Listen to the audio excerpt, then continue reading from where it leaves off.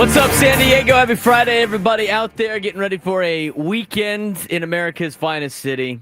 It's amazing how as soon as the calendar goes to May, it just gets gray outside. The May gray is here already. I was driving into work and I was like, here's the May gray leading us into the June gloom. So hopefully the sun breaks through the clouds and we can handle the May gray. But it's funny, like the other day I was down there when the Rockies were in town. I wanted to go down and say hi to Sean Bouchard, who is from Carmel Mountain area, but I went to Cathedral with him and see how he's doing. And so I was sitting outside the Rockies dugout. This is a couple of weeks ago. And one of the players who wasn't from California, and on that Friday it was a little cloudy outside, he like pops out of the dugout and he goes, "What the bleep is this?" And one of the guys like, "What do you mean?" He's like, "Where's the sun? I thought this was San Diego." And the guy was like, "Bro, you're by the beach. It's going to be cloudy by the beach." A lot of people don't understand that. They don't get it. But you live by the beach, you're going to have some cloud cover every once in a while. You just always assume it's going to be like nice and sunny all the time. That's not necessarily the case. We got a lot to talk about today on the Braden Surprenant Show, talking about Padres baseball. Yesterday was kind of a day in which we broke down the first month of the year. We'll have a little bit more of that again today with just some letter grades for other teams, and we'll keep you updated on what's been going on in Major League Baseball. But today is about looking forward. We looked in the rearview mirror yesterday on a Padres off day. Today, looking forward in the month of May. And in the month of May, the Padres can do one of two things. And I'm going to start that by saying, in the month of April, the Padres built up winning percentage equity. They built up a nice little lead into the season. Now, a lot of that came in March for the first 7 games of the year. But the San Diego Padres have built some equity in the season by having a good month of April, decent month of April. They've weathered the storm. They should have reinforcements coming back. Coming up on Monday. Mike Shildt didn't want to make too much of that earlier today on Ben and Woods, and we'll hear from Mike Shildt later on in the show. But they have built themselves into a nice little lead here in the standings. And with that equity, it gives you leeway when things do not go your way later on in the season. And there's going to be some times, again, where this team loses a handful of games in a row. And as of right now, 8 games above 500, game and a half out of first place, you're in a good spot. But this is what the Padres have to do in the month of May. They have to continue to build equity in their wins, so when tough months come around and tough stretches come around, you don't have to feel like you need to win every single one of those games. We talked about it yesterday. The way that this team plays with their full strength, the way this team plays with their core group of players, they have put themselves in the contention, I think, to not only make the postseason, but to do damage in the postseason. I would consider them a World Series contender. Now, I would not consider them the favorite to win the World Series this year. I wouldn't even really consider them a favorite to win the National League Championship Series. But I will say they are a contender for both of those particularly championships, if you will. You look at the month of May.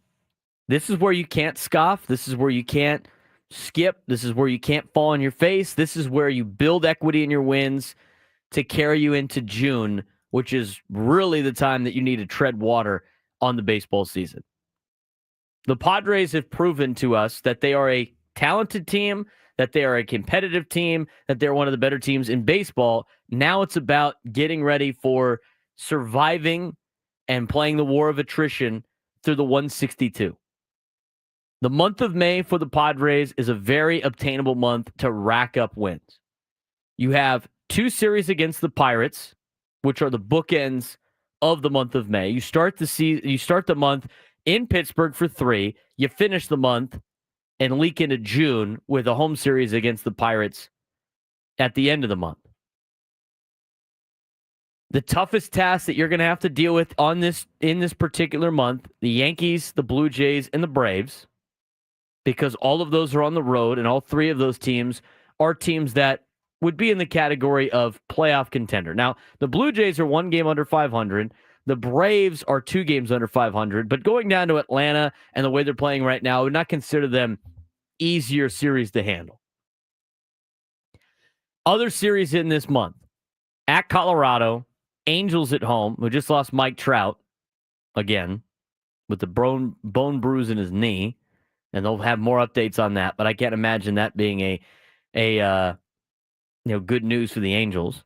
The Mariners, who are not playing that great, they're playing better, but not that great. Cal Raleigh's having a great year, but again, they're a team that should be beatable. They are in first place, but I'm not really concerned about the American League too much. And then you got the Marlins in there as well. So you could really make up some ground and build equity in your season in the month of May, a very important month for the Padres, before you get into June. And as mentioned, in June is a gauntlet of a month sprinkled in with the Nationals. You got the Giants, then the Brewers, then the Dodgers, then Arizona, then the Dodgers, then Kansas City, who has a lot of young talent.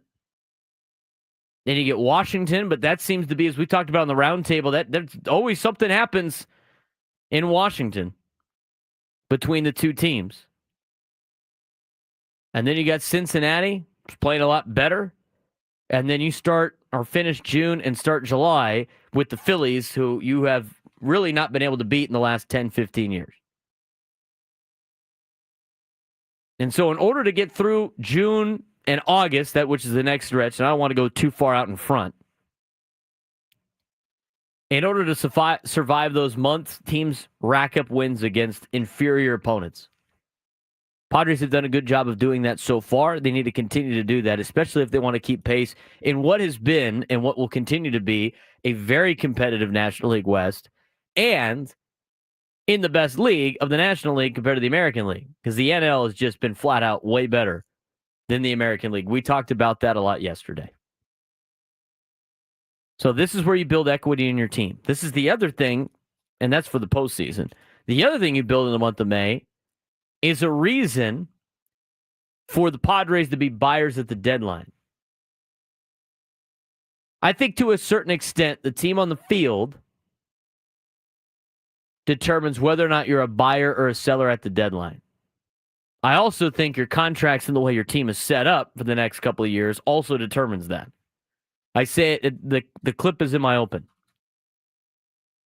You cannot punt on a Manny Machado prime year. These are the years that you're paying him big money to perform. Even though he's not making big money this year compared to in the future years, you're paying him for these years. This is your window of opportunity. And so when you have this window of opportunity, this is when you strike with the trade deadline. Now, that being said, the Padres have a lot of pieces that they could part ways with at the deadline should things go south. And in order to be buyers and to help your team out, you got to start racking up more wins in May. What you cannot do is coast in May and eliminate that 8-game lead you have over 500 and then put yourself in a position where you're playing 500 ball and you got to grind out every single game and you can't play the whole 162 season out in which you're trying to get ready for the postseason. So May is very important as we look forward for the Padres and the outcome of 2025. We could talk about June when we get to June. And when we get to June, here's the deal. They're going to go up and down in the month of June. Good teams usually split with teams above 500. There's not a lot of teams out there that dominate teams above 500, and they're playing a lot of those teams in the month of June. Other things that have popped up, I liked what Kevin Acee had to say. Kind of an inside look on Xander Bogaerts. And again, I've already said, I'm not talking about this guy every single day. I'm not going to do that. I'm not going to immediately go every single bad outing he has. We're going to just crap on Xander Bogaerts, and every good outing we have, we're going to have the line in the sand of everybody parading him around like he is the greatest thing that's ever lived. Just let the guy play. We'll talk about him at the end of the year.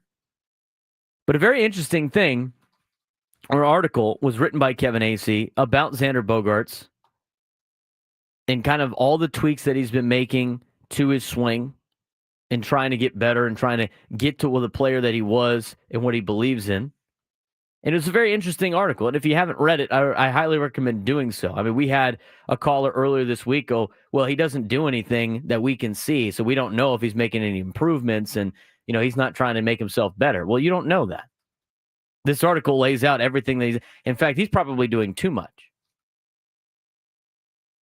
It was a very good, well-written article by Kevin Acee, obviously singling in on Xander Bogaerts. Padres don't have any worries about him, but at the same time, they can't afford for him to not have any. They can't afford for him to have problems.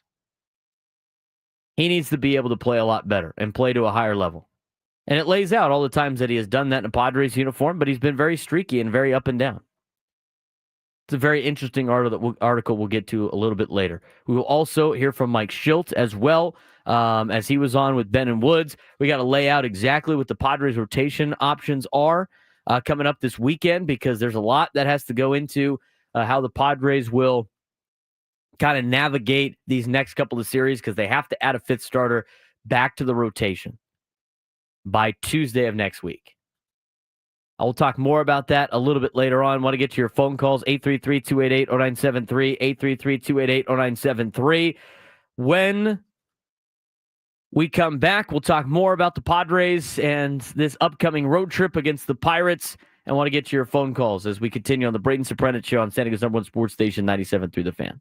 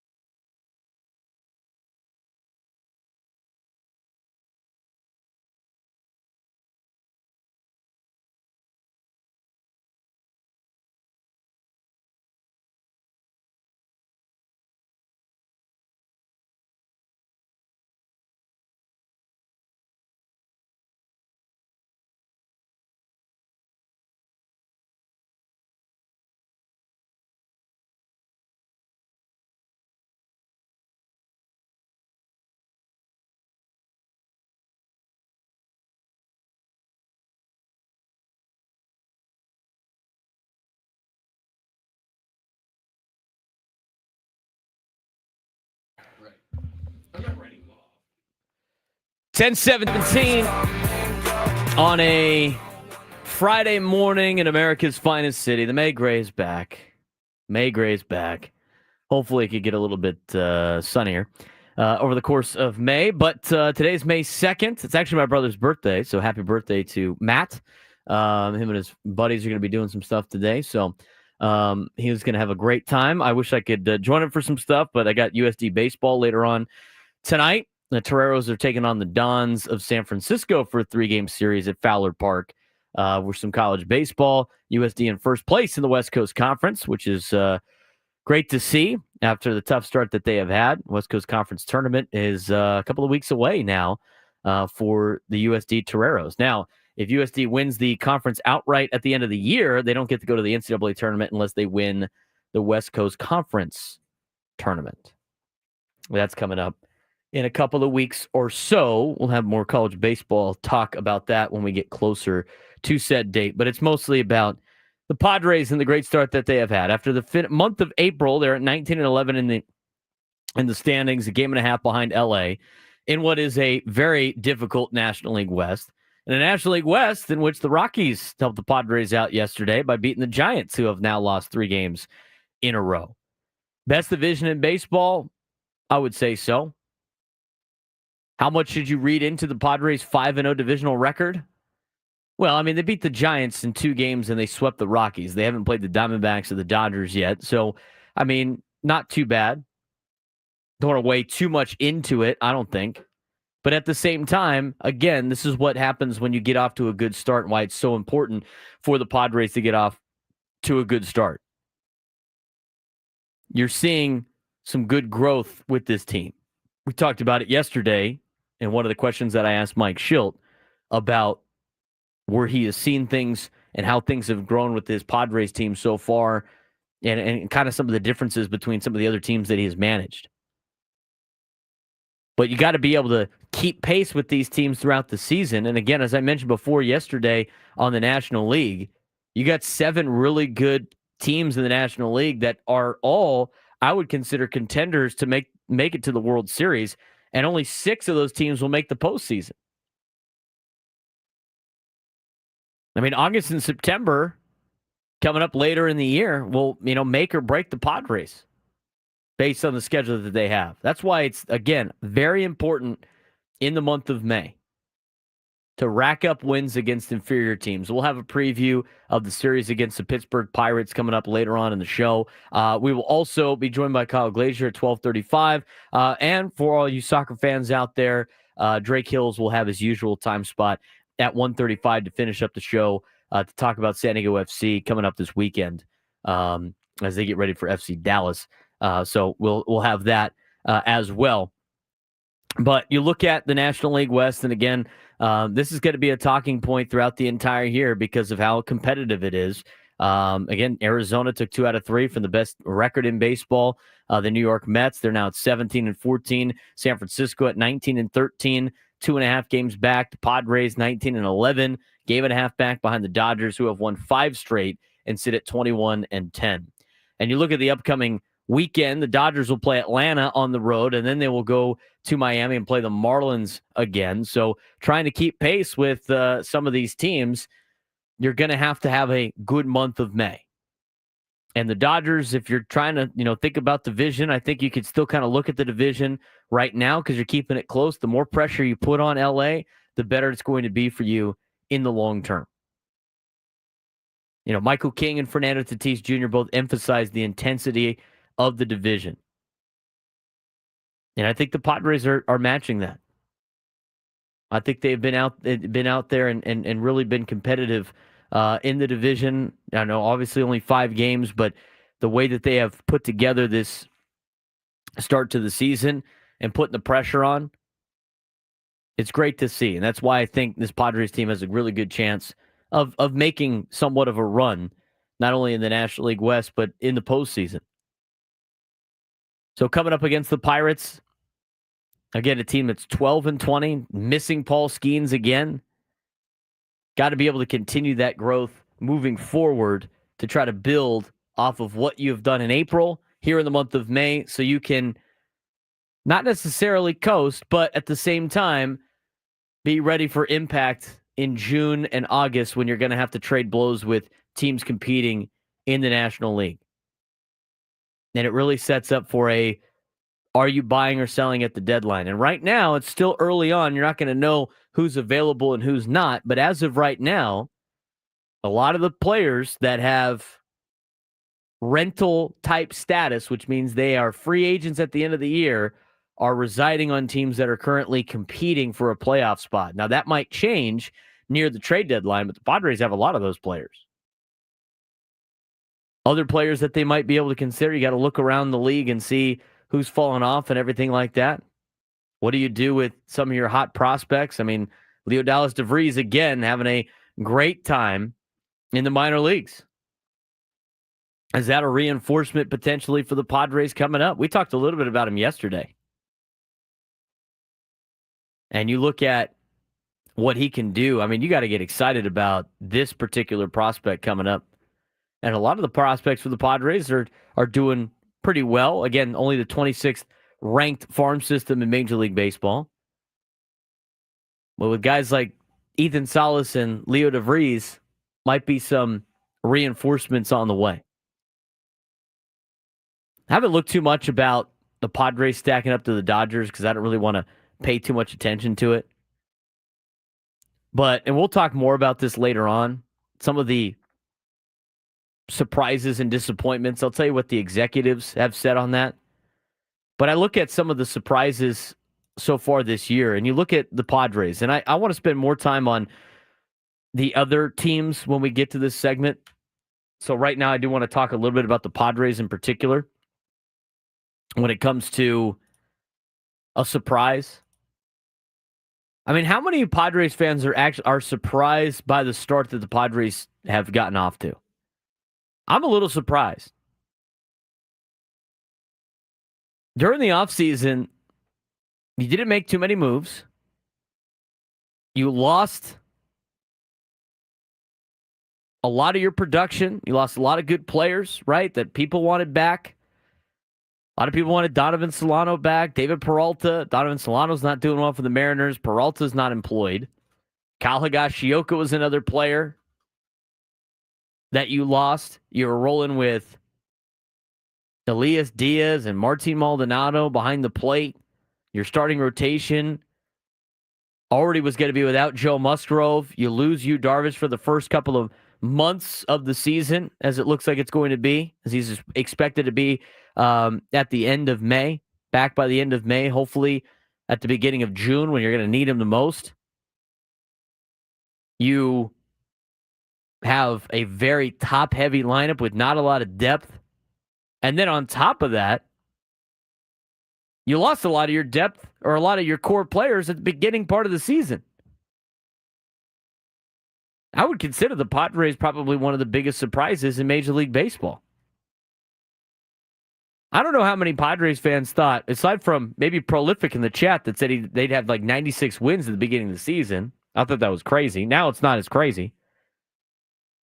But what you've gotten out of this Padres team is very surprising. I mean, they handed out letter grades for every team in Major League Baseball. And as we mentioned last week when Chris Ello brought that up on the roundtable, I don't know how it's anything but an A. Anybody more surprising than San Diego Padres this year? I mean, to me, it's surprising.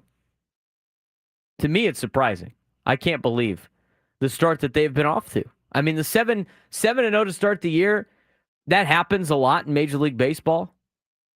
I mean, you can get teams that jump off to great starts. I mean, the Pirates a couple of years ago jumped off to a great start and then came crumbling down. In fact, I think that was even last year. Padres ended up sweeping them in the season series, and it really just cratered the rest of the season for Pittsburgh. But you got to be pleased if you're a Padres fan with the start that they've had. I think they've proven that they could be a contender, and they got to take advantage of it in the month of May. Now, coming up this weekend and into this road trip, the Padres do have to add a number 5 starter back into the rotation, just based on days off and everything like that. So by Tuesday of next week, they have to have a number 5 back in the rotation. Is it going to be Kyle Hart? Is it going to be Stephen Kolek? Do you do a bullpen day? Are you going to have one of those guys pitch against the Yankees, or do you finagle the rotation this weekend against Pittsburgh? We've already seen the Padres do something like that for this kind of stretch with a couple of off days where you got Pivetta and King going against your division rival compared to going against the Tampa Bay Rays over the weekend and everything like that. What do you do? What are the Padres going to do? We're going to talk about that when we come back on the Braden Surprenant Show on San Diego's #1 sports station, 97.3 The Fan.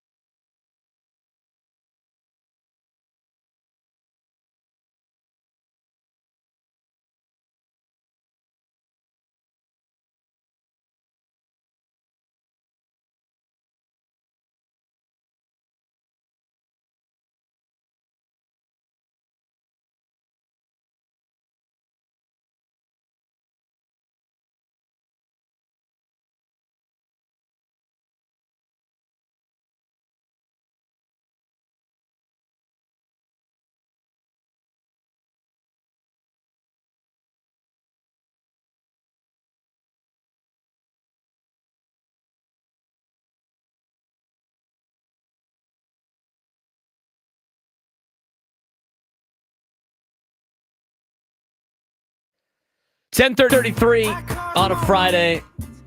Good to have all of you guys making our day a part of yours here on the Braden Surprenant Show. We really appreciate it. If you haven't done so already, give us a like on the YouTube page.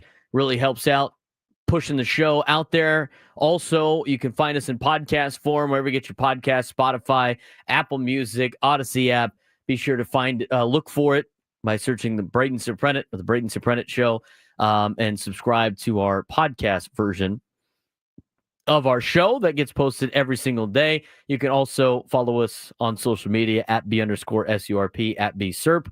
In the next hour, we are going to be taking a deeper dive into the biggest surprises and disappointments so far in the Major League Baseball season, as picked out by anonymous executives throughout Major League Baseball. What are the executives saying? And I'll have my own take on a lot of the surprises and disappointments in baseball. I'll keep you updated on what Major League Baseball is doing, as we are focused, obviously, here in San Diego.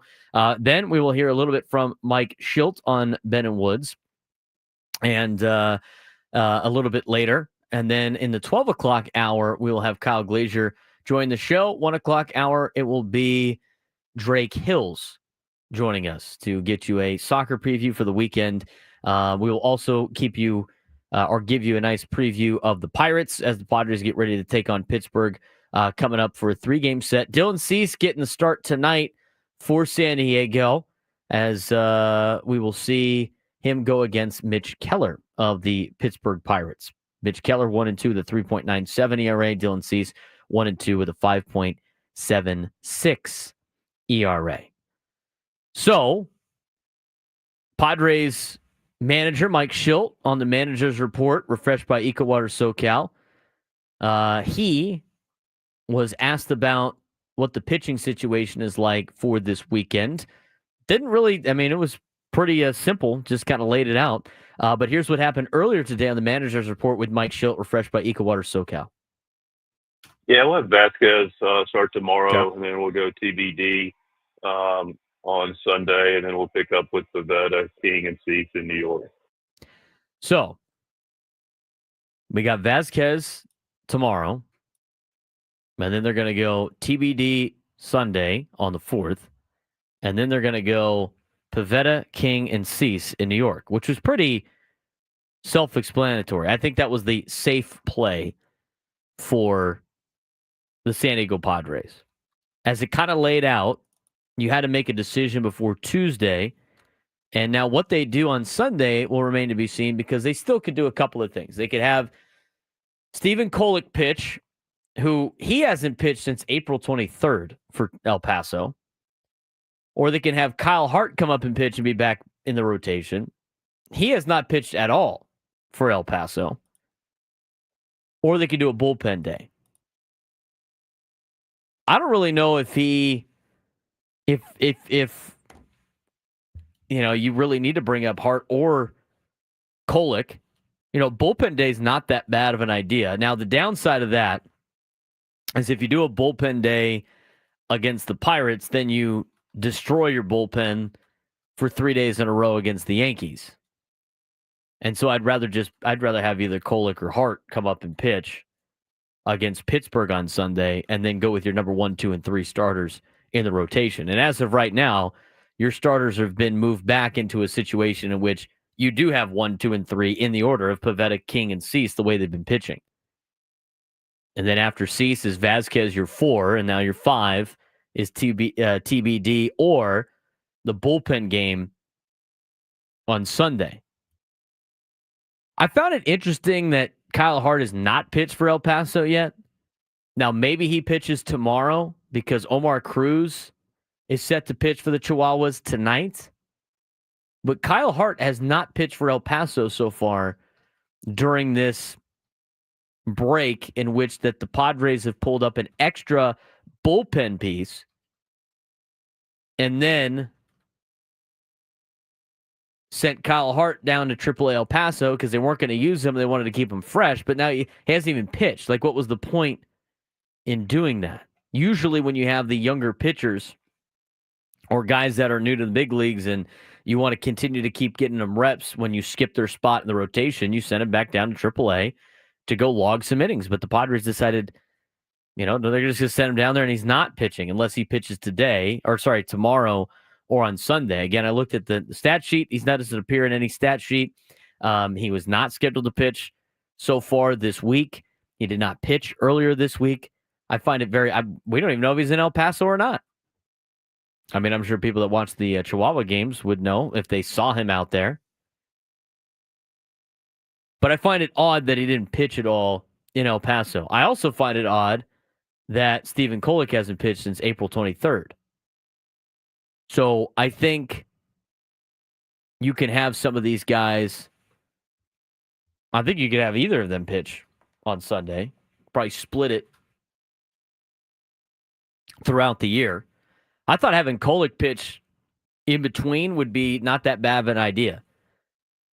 Have Kyle Hart start the season, then go with Kolek, and then when Darvish comes back, maybe Vasquez goes down. I mean, you could do a lot of different things with your pitchers to keep them fresh throughout the season without burning them out at the major league level. So a lot of different scenarios you could lay out for the Padres in terms of their, rotation coming up. But I like the fact that the Padres are going with Pivetta, King, and Cease on Monday, Tuesday, Wednesday against the New York Yankees. You're going to have Thursday off, and then after Cease, you're going to go with probably Vasquez against the Rockies on Friday, and then you'll have your number 5 or whatever that it happens to be on Saturday against the Rockies. Then you go back with your one in Pivetta on Sunday against Colorado before you finally come back to take on the Angels. Dylan Cease is getting the start tonight for the San Diego Padres. Mike Shildt earlier on Ben and Woods talked a little bit about what he has been seeing from Dylan Cease, because a lot of people have been a little concerned about Dylan Cease. I'm not overly concerned.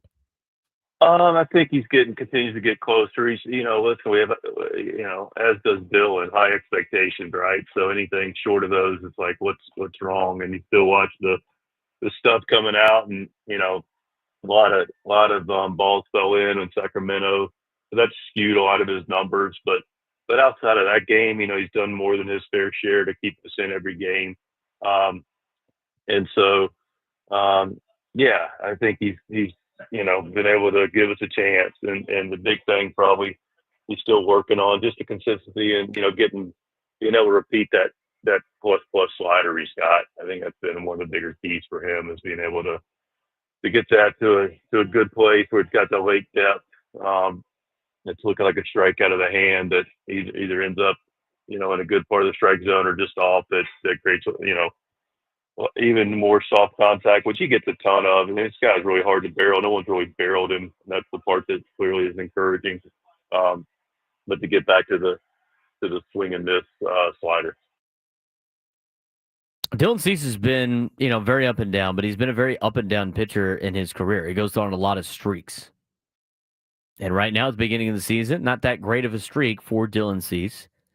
But the Padres, with his swing and miss stuff, that he's going to be able to go out there and put together some pretty good runs throughout the season. And I think they believe in that. Now, the downside for Cease in a lot of this is it is a contract year for him.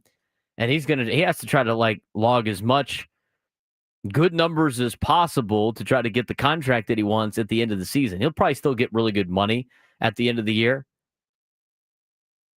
But as a guy being basically a rental for this season for the Padres, because I would imagine if you're going to sign one of these pitchers, it's probably going to be Michael King, which means you got to let Dylan Cease walk. And if he's going to walk at the end of the year, you want to hope that he has a really big year so you can use it during a playoff run for the San Diego Padres.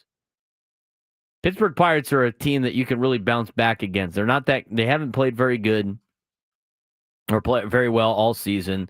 Pitching staff's okay. Their offense is meh. But the problem is, again, for the Padres, the PNC Park's been a house of horrors for them the last couple of years. But I'm not overly concerned about Dylan Cease.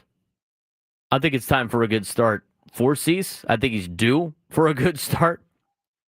But very interesting, to say the least, about the way Dylan Cease has started this season. Now, I thought yesterday This came out. It was teased in Kevin Acee's article, his daily newsletter, about an in-depth article on Xander Bogaerts. And I thought it was a really well-written article. An article in which it lays out some of the good, some of the bad, where he's been good, where he's been bad, what he's been working on, and where his confidence level is. And when it comes to baseball, like, confidence is such a key. When you are confident at the plate, when you're confident knowing that the process you're putting in is going to get you results, you can play at a totally different level. Totally different level. You see it in a lot of different sports. I mean, when you're thinking about it before, you're thinking about your swing before you go up there and golf, that swing's not going to end very well. Same thing in a sport like baseball. It's a very mental sport. It's a sport about failure where you have to be confident. And he's been struggling with that this year, but the Padres continue to publicly support Xander Bogaerts, describing him as one of Major League Baseball's top hitters and emphasizing his impressive career resume. Mike Shildt said it. He's like, I'm a back of the baseball card kind of guy. And the Padres, and this is their front office, this is what their front office is saying. They emphasize his impressive career resume, including 5 Silver Sluggers and strong production from 2015 to 2022. Despite that, his performance since joining San Diego has fallen short of expectations with a 243 average this year, a 680 OPS, following a similarly disappointing 2024, but a 2024 in which he finished very strong. Privately, as laid out in the conversation with Kevin Acee and Xander Bogaerts, Bogaerts admits to struggling with confidence and swing mechanics. He spent 2023 and 2024, that offseason, trying a new approach focusing on pulling the ball, but it didn't go the way he wanted in 2024. Injury forced him to the IL in 2024, and he went out and said, this probably is the best thing that could have happened to me, is going on the injured list, so then I could go back to working on my swing and getting it better. And you saw the improvement. In the 65 games since he returned from the injured list, he hit .299 and was back on his career pace for all of his statistical categories. Now in 2025, he's trying to reestablish his former self, working closely with Padres hitting coach Victor Rodriguez, who originally shaped his swing in Boston. I mean, a lot of the success that Xander Bogaerts had in Boston, he credits to Victor Rodriguez, who was a hitting coach in the organization when he was there. He's obviously searching for consistency, referencing recent at-bats where he could distinguish between good and bad swings, mid-plate appearance. Padres believe in his pedigree and potential, but both the team and player acknowledge that the results still need to catch up to the reputation.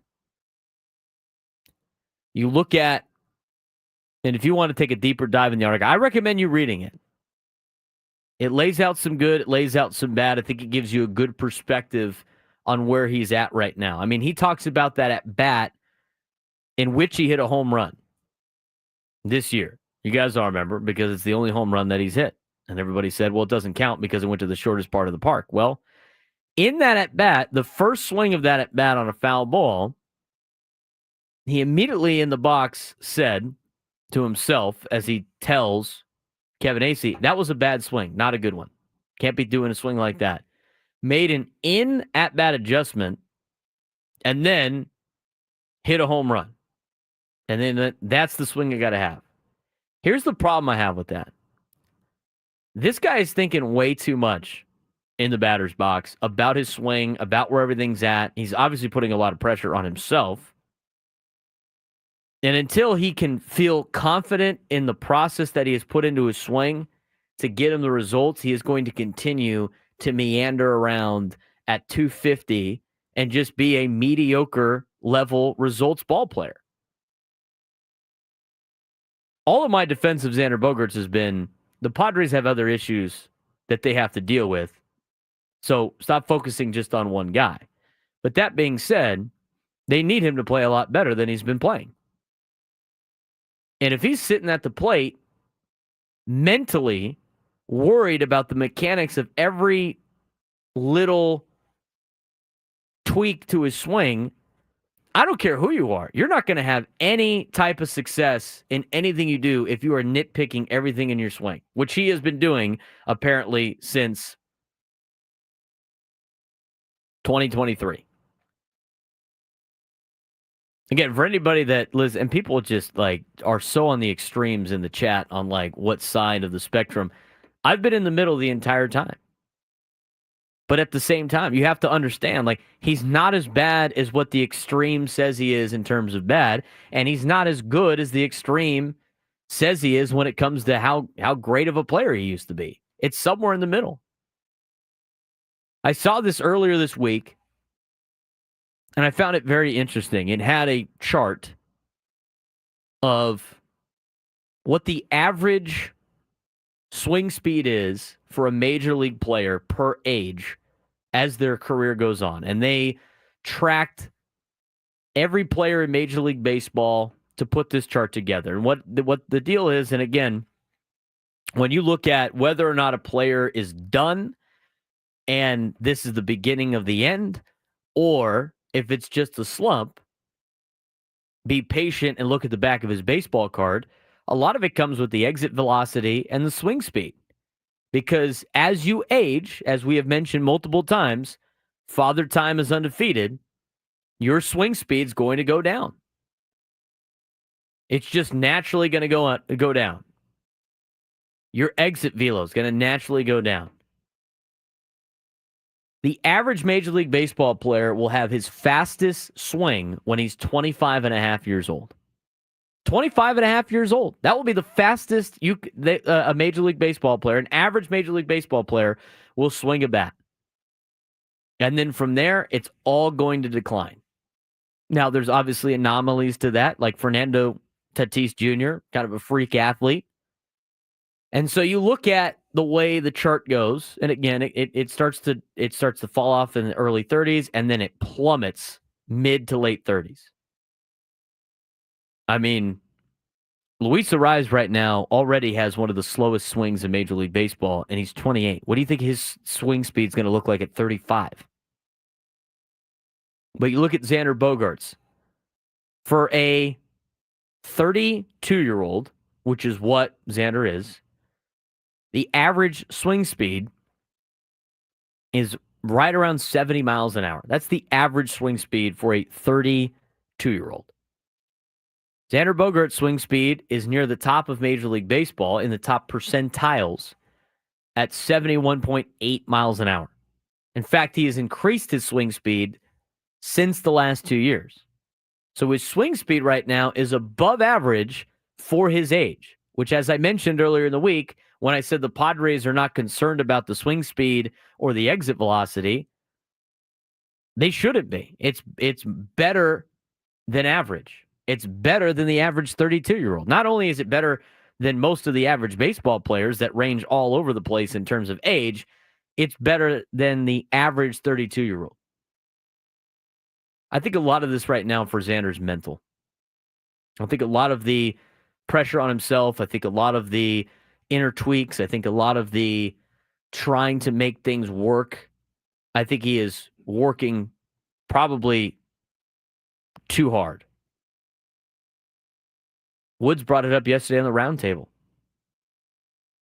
And I know he didn't mention it, but I immediately thought of Xander Bogaerts trying to do all these different things. And again, I think it's funny. We had a phone call this week going like, well, we can't see Xander making any adjustments. He looks like he's just doing the same thing over and over again. He's making so many minor tweaks, it is probably affecting his game right now. And we're just talking about offensively. Defensively, he's not going to be the shortstop for long term anyway. He's going to get moved to first base when Leo's ready. And I'm not really worried about defense. I'm more worried about the offense because you pay the man to hit the ball into the gap and drive in runs. That's what he gets paid for. So again, the article, if you haven't seen it yet, if you haven't read it yet, it's pretty good for anybody that's a huge supporter of Xander Bogaerts or a super negative person about Xander Bogaerts. This article should set you somewhere in the middle where you understand where he's at, understand what he's working on, understand the performance side, and understand the human side of things. But after reading that article and knowing that Victor Rodriguez was his hitting coach in Boston, that really built his swing in Boston before he had a good run, and knowing that he has still consistently hit for what the back of his baseball card says, I think it's encouraging to see that Xander Bogaerts is going to be able to turn this thing around. I think he's going to be able to do it. If you're rooting against it, I mean, I guess being right's better than your team potentially winning a World Series. 833-288-0973, 833-288-0973. If you want to join in on the conversation, give me a phone call. When we come back, we're going to discuss a little bit about the biggest surprises and disappointments so far in Major League Baseball. A lot of executives throughout the game weighed in. I'll give you my picks as we kind of recap again the first month of the season and get you ready for a big month of May for the San Diego Padres. I'm Braden Surprenant. Braden Surprenant Show rolls on. St. Louis #1 Sports Station, 97.3 The Fan.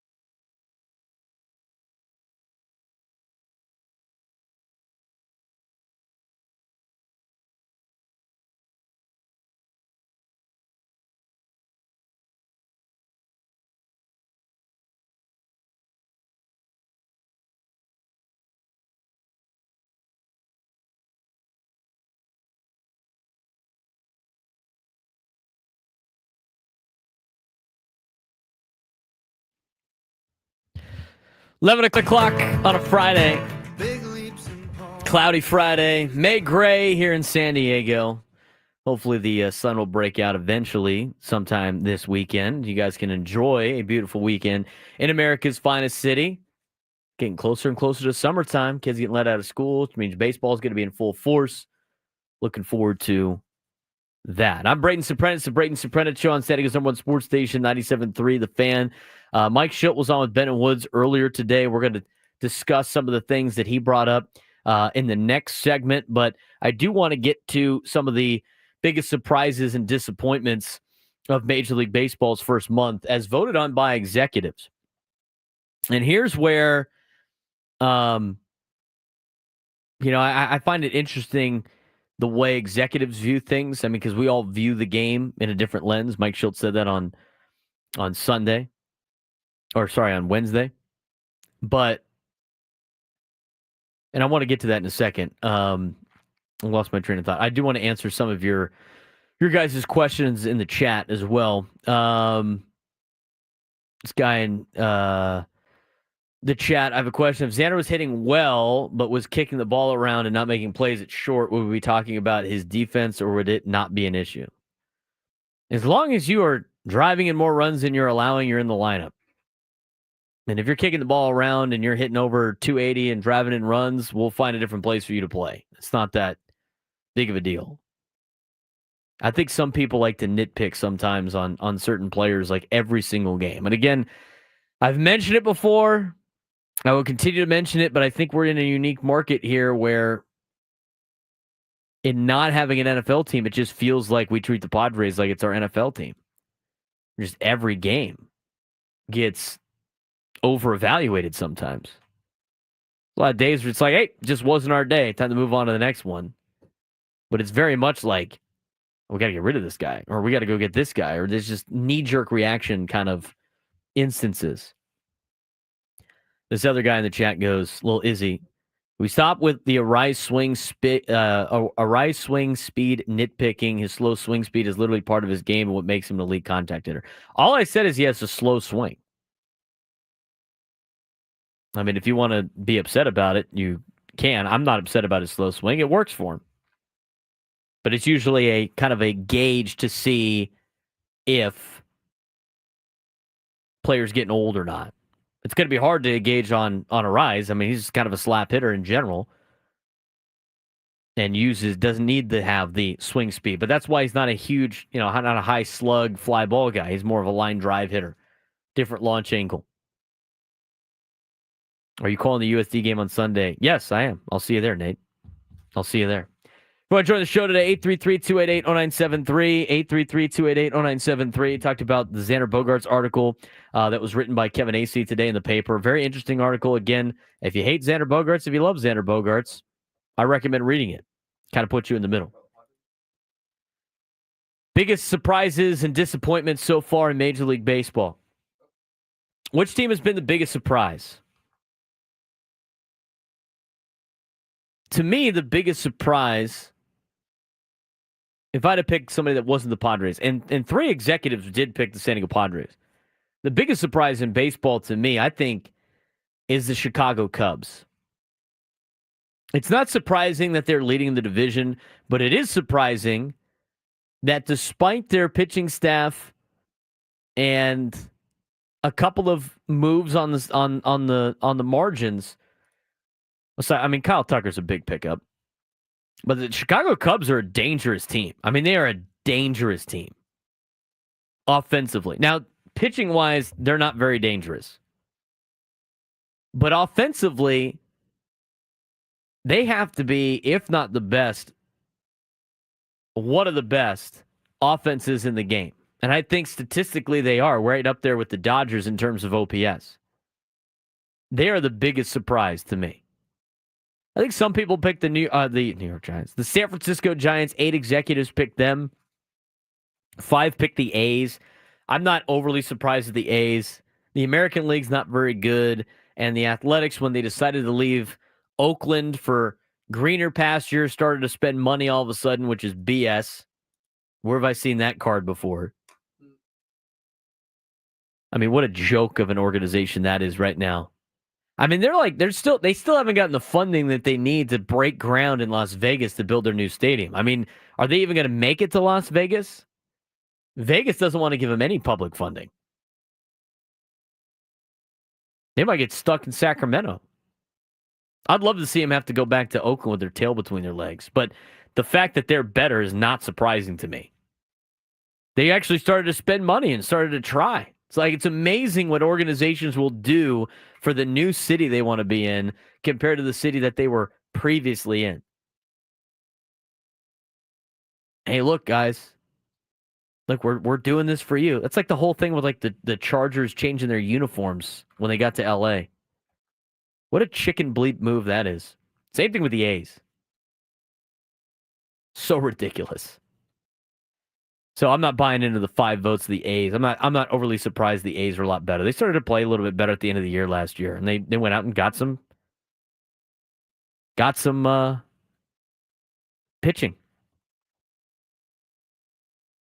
I mean, they leveled the Tropicana or whatever it is, wherever they're gonna be, but they still haven't gotten the funding they needed to complete the project and do their shovels in the ground kind of ceremony that they're still waiting to do.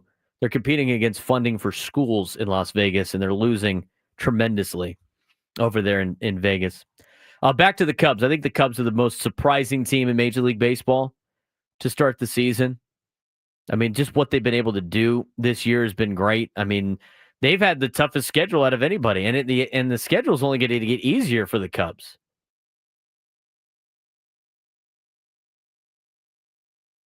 Now I'm trying to find there it is. Both the Cubs and the Padres got 3 votes each. One exec that mentioned the Padres cited San Diego's success in spite of an aging position player group and non-dominant starting pitching, although I would argue that the pitching has been dominant from a couple of players. While another noted the club's injuries and limited offseason moves made the Padres the most surprising. I am surprised with the Padres, but I'm not overly surprised. Cubs sit atop the NL Central despite owning a 3.98 ERA. But the offense, led by the outfield group of Kyle Tucker, Seiya Suzuki, and Pete Crow Armstrong, what a surprise he has been, by the way. It's tied for the Dodgers for the NL's best OPS and ranks second in home runs while leading Major League Baseball with 44 stolen bases. They were in the 40-40 club in the month of April.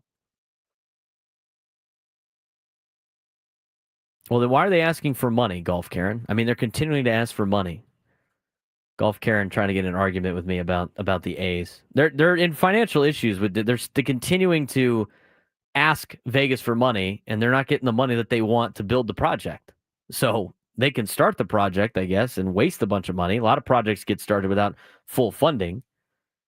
And again, it's scheduled to break ground in June, but it sounds like they're having a lot of issues. So we'll see what the A's do. Maybe they will finally break ground, but for every month that they're taking off, they're adding years to that project right now in Las Vegas. Chicago's offseason, including the signs of Carson Kelly, Matthew Boyd, trades for Tucker and Ryan Presley. As one American League executive said, I think they're being rewarded for pushing it and being aggressive this winter. The only other team to receive a vote was the Yankees. I'm not overly surprised. They're one of the best teams money can buy. They have Aaron Judge who's hitting 400 to start the season. Which team has been the biggest disappointment? I think it could go a lot of different ways. I wouldn't go with Atlanta because I still think Atlanta is going to be able to climb out of this situation. They're only 2 games under 500, and they've been playing with no Ronaldo Lopez, Spencer Strider, hurt, came back, got hurt again, no Acuna, and they lost Profar for 80-something games.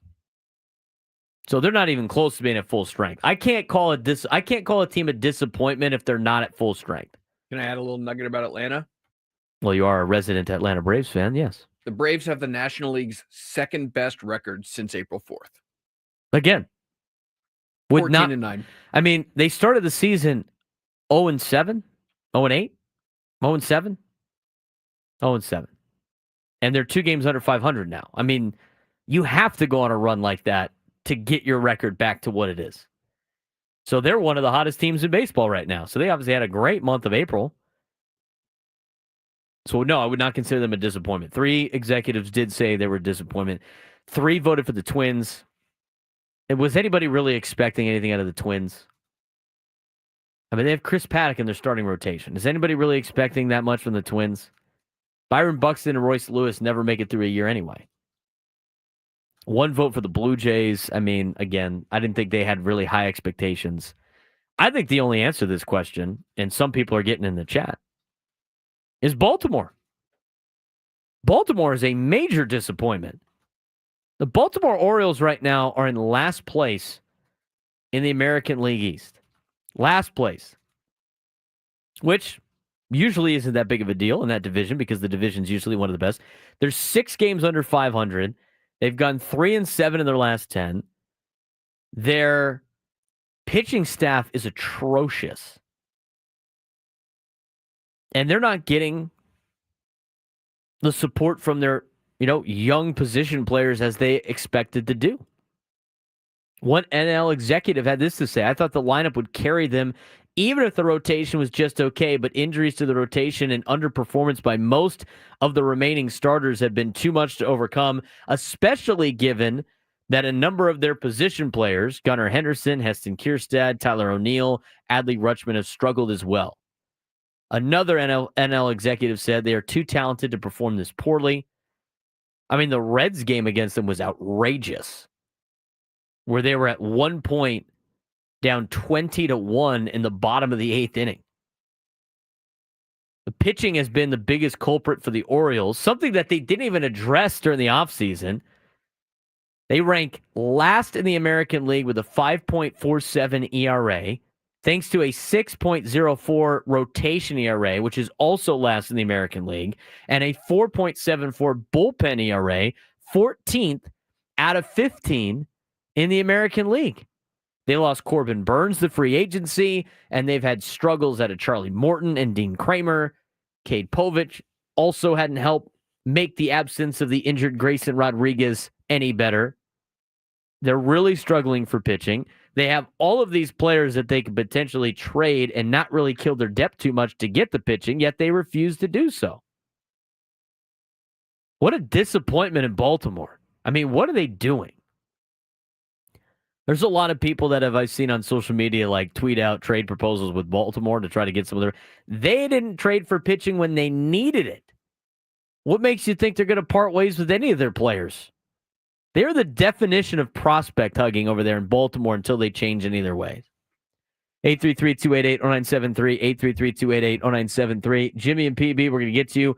When we come back, we'll also hear from Mike Shildt on Ben and Woods as the Braden Surprenant show continues on San Diego's #1 sports station, 97.3 The Fan.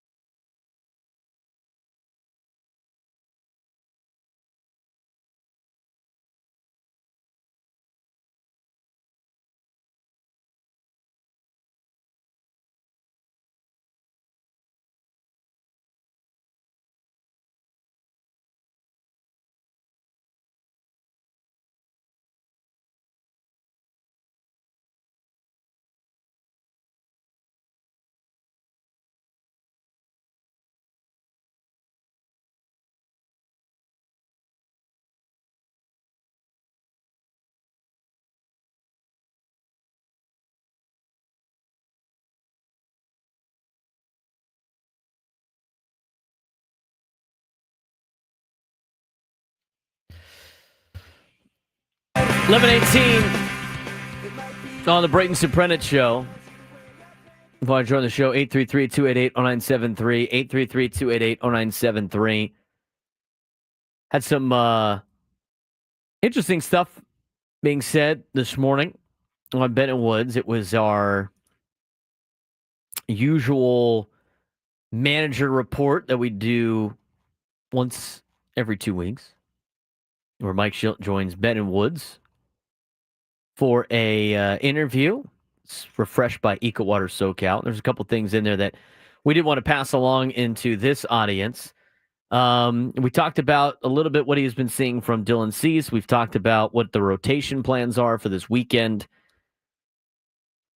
The big thing, too, that I think a lot of people want to know about, and Rod said it or asked about it in the YouTube chat earlier, was about the injuries and what's the deal with Jackson Merrill and some of the other players that are coming about and coming back from injury. Mike Shildt addressed it, but he didn't get into the details, of course. I know they tried to push for it, but here is Mike Shildt on any injury updates to report on. They're all getting closer, some closer than others, but they're all getting close, and all are tracking to be able to join us. Locke, Jackson, and Crony to join us at some point on this trip. And so we're encouraged by all that. Expecting them to join them at some point on this trip. It's good news. Sounds like from a lot of reports that Jackson Merrill should be back for the Yankees series on Monday before the Padres take on the Yankees for a 3-game series. Already saw that game is going to be on MLB Network on Monday. Tonight's game is going to be on Apple TV Plus. So you can listen to the Padres game right here on 97.3 The Fan. Apple TV Plus, you don't really have it. You can go find a lot of bars end up having it and stuff like that. So post up. Or if not, you can listen to the radio on 97.3 The Fan. The first pitch tonight will be coming up at 3:40 with a 2:40 Eco Water SoCal Padres pregame show, leading into a weekend in which you got some earlier start times than we are used to, with the Padres being in Pittsburgh. 3:40 start time tonight, 1:05 start time tomorrow, and a 10:35 start time on Sunday against the Pirates. 833-288-0973, 833-288-0973 if you want to join the show. Not going to see Paul Skeens this weekend. Would Mike Shildt have wanted to see Paul Skeens? That was asked earlier this morning. A little both, quite frankly. I love the competition. Our guys enjoy it. You want to compete. You want everybody. You want to be healthy. You want the other team to be healthy. You want everybody at their best, and then everybody gets their best shot at it. And we have missed him the last 3 series we played this club. They come to our place, so we'll see what that looks like. But I'd like to see him. I'd like to compete against him. But we'll take it as it comes. As a fan, I don't want to see him. I don't want to see him at all. As a coach or as somebody part of the team, give me your best. I want to take on your best anytime you can. That's where I'm at with this. I mean, I feel like it's different perspectives. I think from a fan perspective, I don't want to, I'm here to watch the team win. And whatever's easier to get the win, I'm all for. As a competitor and as somebody that would, if I was part of the team, and as a coach or as a player, give me your best. I want to take on your best shot.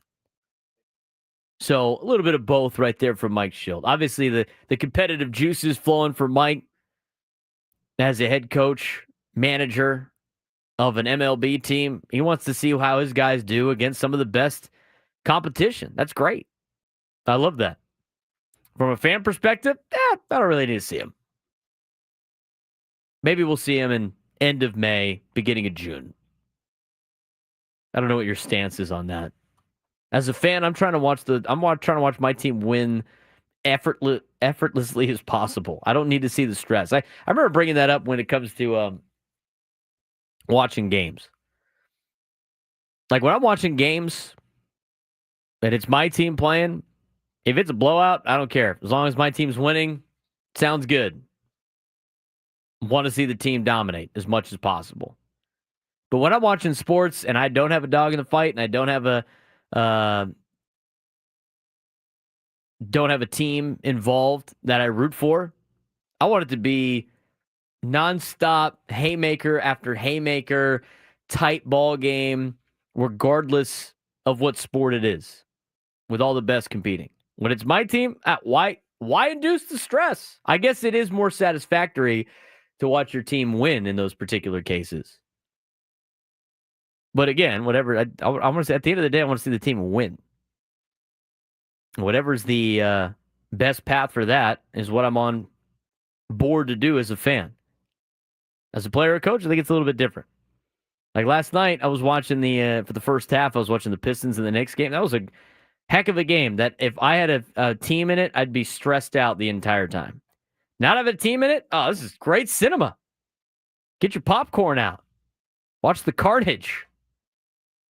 Your team in it? A little bit different. 833-288-0973. 833-288-0973. Luisa Rise has been back with the team now. Been a huge addition to the team. We talked a lot about Luisa Rise yesterday. Here's what Mike Shildt had to say about the Luisa Rise moment in Houston and what it's like having him back now part of the team.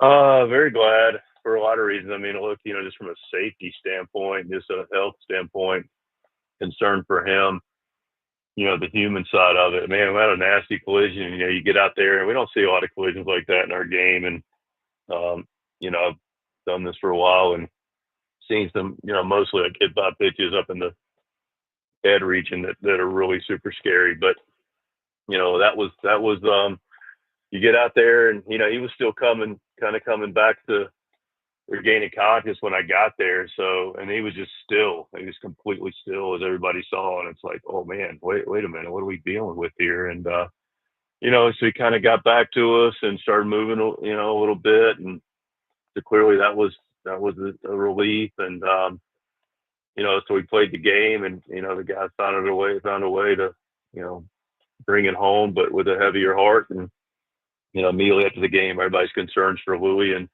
thankfully he'd gotten back from the hospital and initial testing had checked out cognitively and from a CT standpoint physically. So that was a huge relief. We got to see him.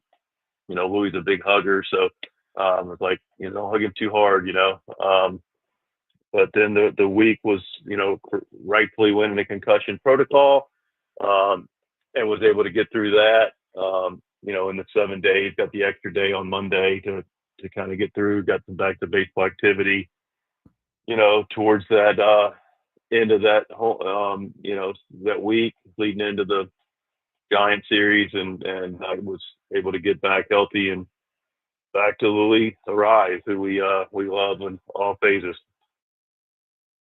It's good that he was that he was okay, first of all, and even better now. And even when you talk about Luis Arraez, just everything that he's been able to do for this Padres team, I mean, he's made himself so valuable for the Padres. And it was an interesting conversation yesterday about whether or not you'd re-sign Luis Arraez to an extension. I think there's a lot of outstanding factors, that you'd have to deal with when it comes to signing Luis Arraez. Like if it prevents you from getting another pitcher, like is it worth bringing back Luis Arraez when you have aging pitchers in Yu Darvish and guys like Joe Musgrove that's trying to come back from injury and not having locked in Michael King or Dylan Cease for the next couple of years. If you're able to keep it separate and still get pitching in, I think it is worth bringing back Luis Arraez, even though he doesn't have high slug and everything like that. I don't know. I don't want to give him $20 million a year. I mean, if that's the case, then he can go somewhere else. But it's a very interesting conversation that you don't have to deal with it right now. You got to let him test the market. You can deal with it later. 833-288-0973. 833-288-0973. If you want to weigh in on the Braden Surprenant show. There was something that happened the last couple of days that I think it really puts, it's super eyewash. I'm kind of tired of this particular event in sports. I think it's ridiculous. I don't even know why we air it on television anymore. And in this day and age of where this particular sport or sports is heading, I don't know why you would do what this particular individual did. It might be one of the dumbest moves of the week. We'll talk about it when we come back on the Braden Surprenant Show on Standing as #1 Sports Station 97.3 The Fan.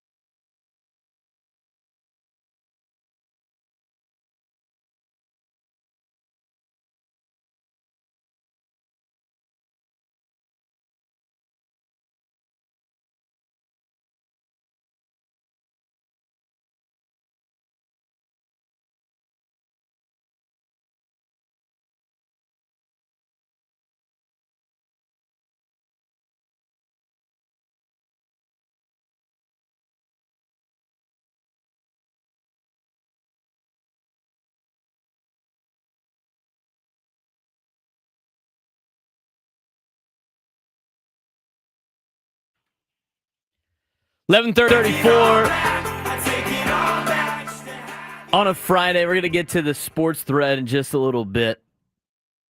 I'm going to get with the sports fan thing because James Mullins on Facebook goes, that's a weird take. As a fan, I want the best. If the Padres made the World Series and played a team that was not very good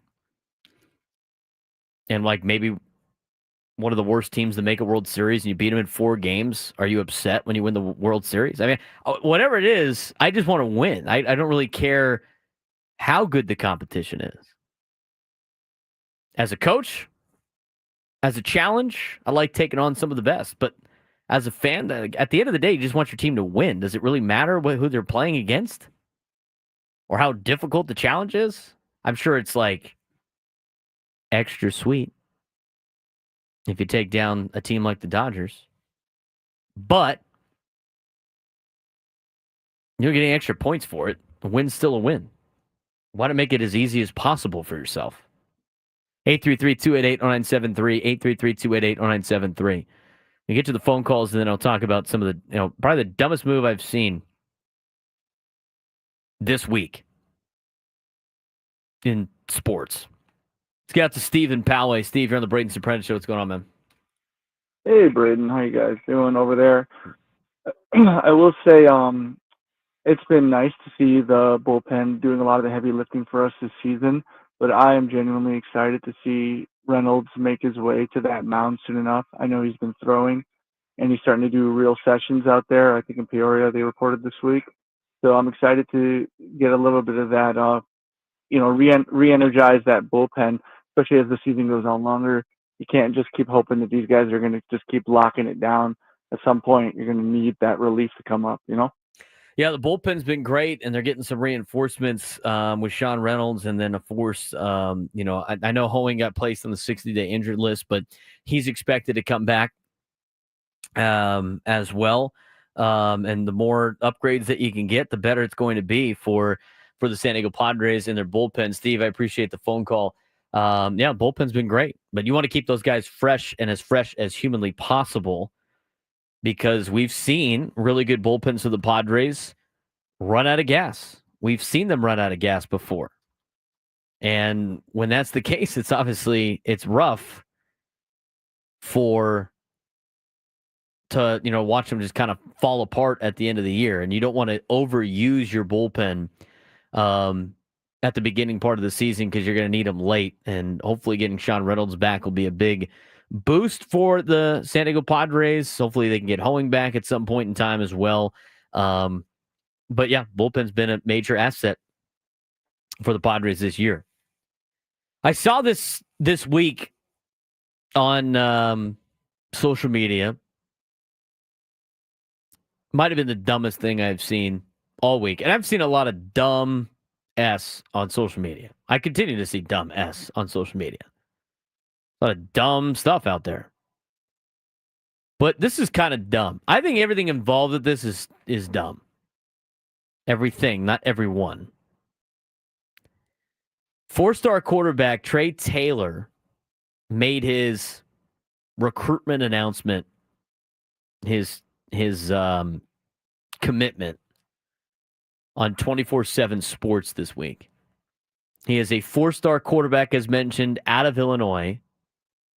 And he was coming down between Illinois, LSU, Nebraska, and Texas A&M. And so he's sitting at the table, right? I mean, this whole charade. Sitting at the table, hats laid out. He's got the mic. I'm beyond blessed, yada, yada, yada, yada, yada. Same old BS that we continue to see out of every high school kid telling us where they're going to go. I think this is such a tired act in general.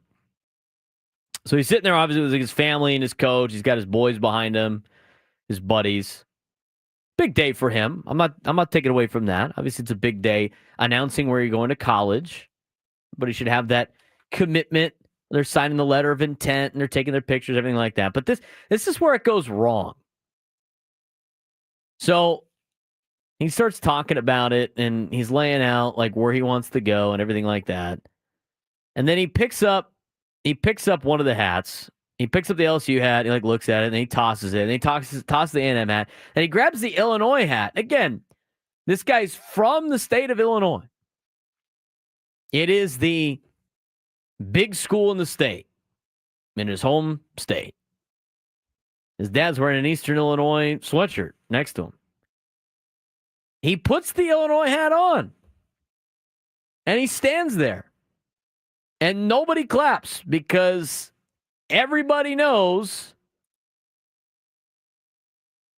that's not where he's going. He's just like, hey, let me pump everybody because everybody's on the edge of their seat to see where Trey Taylor's going to go to school. Puts that on, and then he hawks it across the room. The disrespect. Like, nah, never go to Illinois. Hawks it across the room. And everybody knew this was going to happen because as he hucks it across the room and picks up the Nebraska hat and puts it on his head and gets all excited about Nebraska, the people around him take off their sweatshirts and they're all wearing Nebraska Cornhusker stuff. I'll give him hugs, everything like that. Breaking news. Trey Taylor commits to Nebraska. Oh, my God. This is such a tired act, guys. This is such a tired act. First of all, this is a tired act on many levels. First of all, who cares where this guy goes to school? I was talking about this with Adam Klug off air. At this point in time, as a college athletics fan, how many more of these do we have to watch? It's just so tired. Beyond blessed to get all these offers, and I'm going to go to whatever. It's like, nobody cares. And here's why nobody cares. Again, I mean, people hate when I bring up TCU, but it's the perspective that I have as a TCU football fan. I don't care who they bring in to be part of the organization, be part of the team, part of the program. I trust that Sonny Dykes is going to go out there and get good players to go play for him.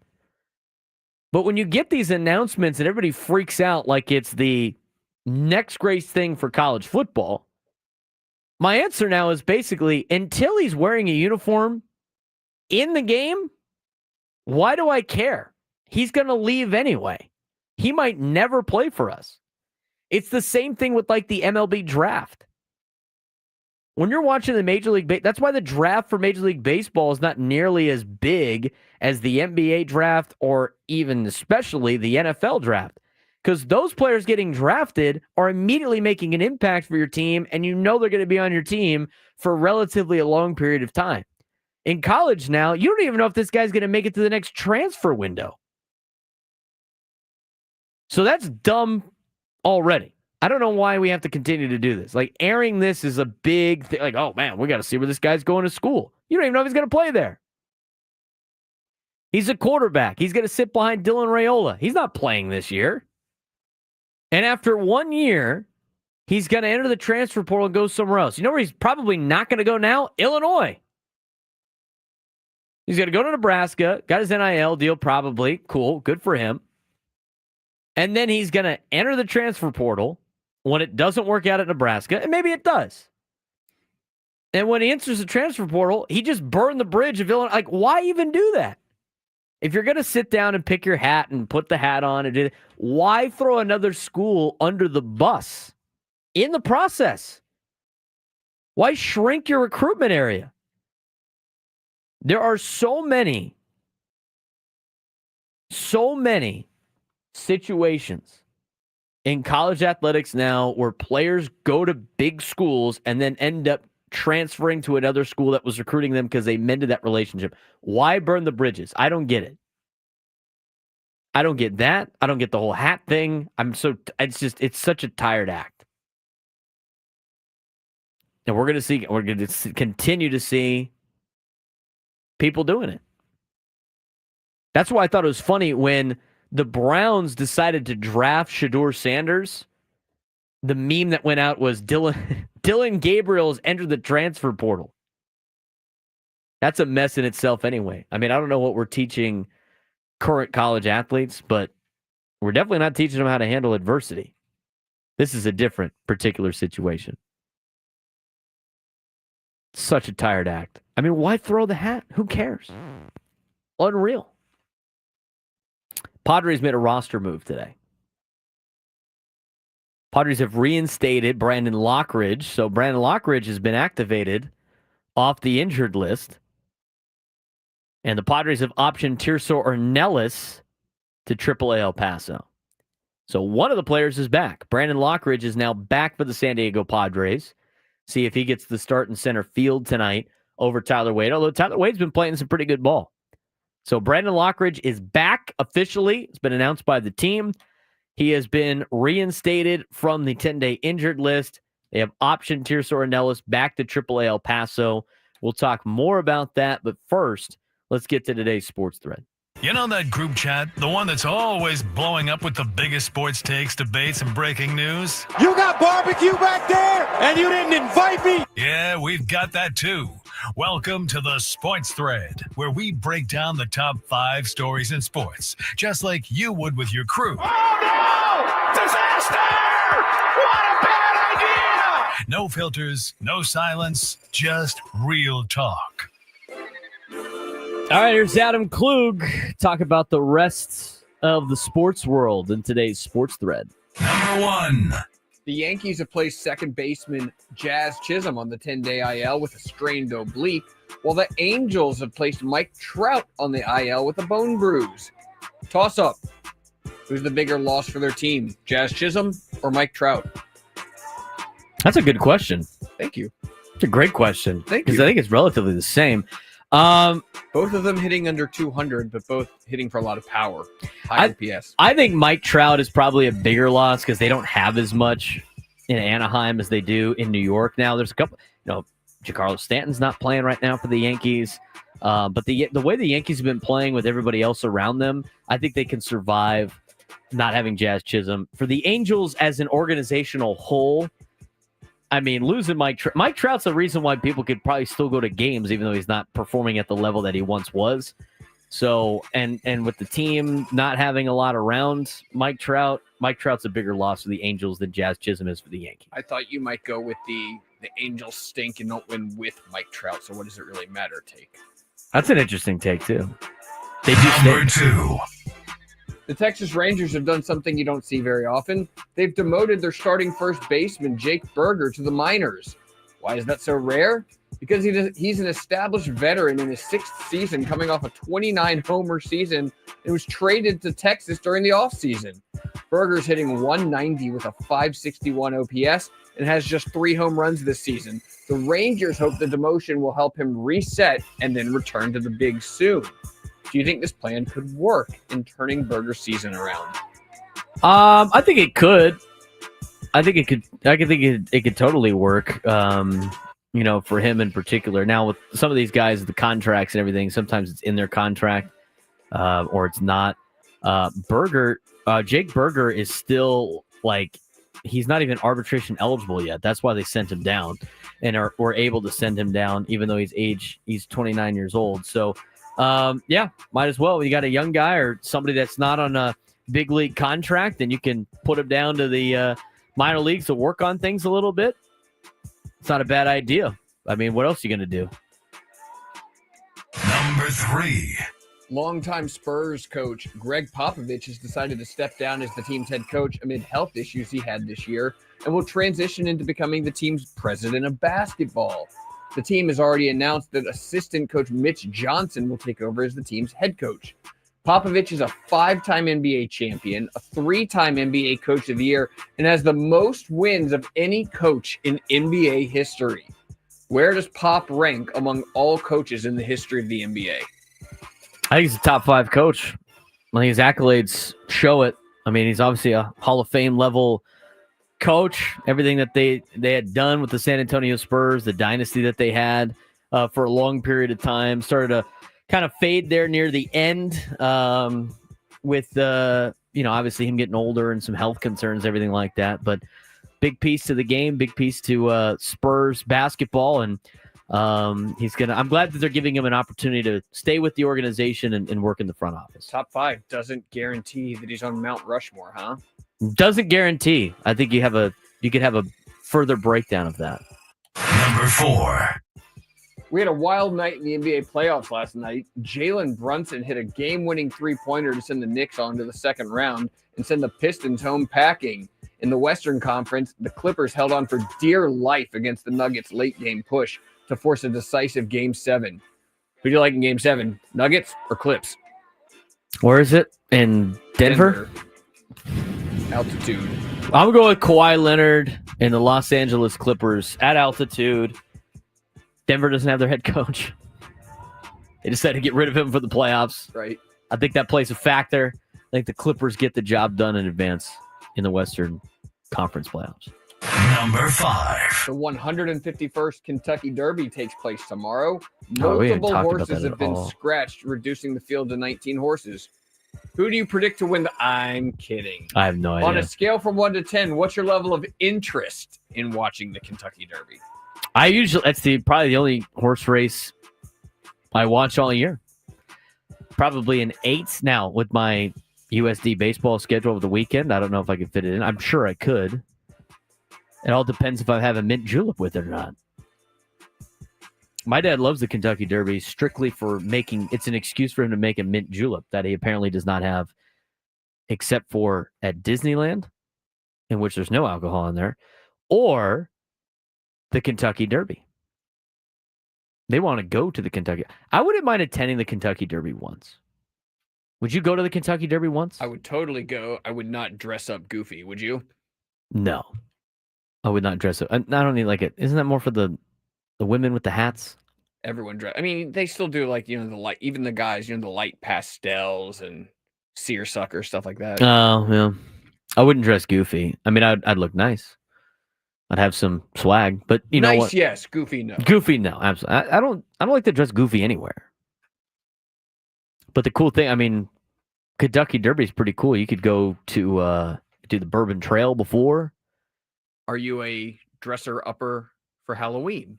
I'm not at all. Neither am I. I don't do that plays for into Halloween. me not dressing up for the Derby either. No costumes for me. I've never been super into costumes. I had some great costumes as a kid doing Halloween, but I like around Halloween time when your friends want to go out or they have like a party or something like that, I just go, oh shoot. It's probably a Halloween party. I don't want to dress up. I don't want to get like extra creative for this. Now, if I can continue the mustache, maybe I could be like some type of cowboy or something like that. Make it simple. Right. But I hate. You got to explain the mustache. I don't think I've heard your explanation. I don't really have one. Just cuz? Yeah, just cuz. I'm not married to it either. I could shave it tomorrow and not have a care in the world. Do we think it looks good? I don't know. I got the Daniel Day-Lewis and There Will Be Blood kind of look going on with the 5 o'clock shadow and the mustache. A lot of people have made comments on it in the chat. I mean, if you think it looks dumb, go ahead. I'm all ears. I could shave it tomorrow. I'm not married to the mustache. Wanted to try it out. Never had a mustache before. I don't think it looks that bad. I don't know what women think about it, though. I mean, you know who loves the mustache? Is like the USD baseball team, but like kids love stuff like that. So, I don't know. What do you think, Adam? You like the mustache? I don't think you need to impress me. I know, but I'm not a big mustache guy, though. I've never I can had also a mustache. not shave for a month and probably not have a mustache that looks like that. Really? Yeah. Do we think it look? I mean, it's all right. I mean, some guys think it's cool. Some people don't. I saw a lot of people in the chat trying to convince whether or not I'm a villain from a movie. I think more of a cowboy villain, maybe. Johnny goes, "No, it looks good. Just wanting the vibe you're going for."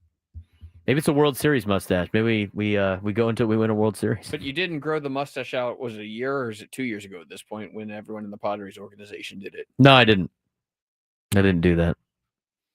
Well, I never have when I have to do on-camera things for ESPN Plus for USD Athletics, especially with basketball, I don't have any facial hair. And so once the basketball games kind of ended, I let some of it grow out. But then I didn't want to shave all the time, every day. And so I was like, all right, well, I'll leave the mustache. I'll just kind of trim around the edges and see what it looks like. I thought my brother had a good looking stash with the 5 o'clock shadow look, so I wanted to give it a chance. I don't know what people think. It reminds me of the Seinfeld episode. It's funny. Some people I don't know if people are being truthful though. It's not gonna hurt my feelings. I'm not like super married to the mustache. I can get rid of it. Not gonna matter to me. 833-288-0973, 833-288-0973. Brandon Lockridge has been activated to the roster. But should he start tonight against the Pirates? Tyler Wade's been doing pretty well as Jason Hayward. Let me know. Braden Surprenant Show rolls on to the noon hour, 97 through the Fan.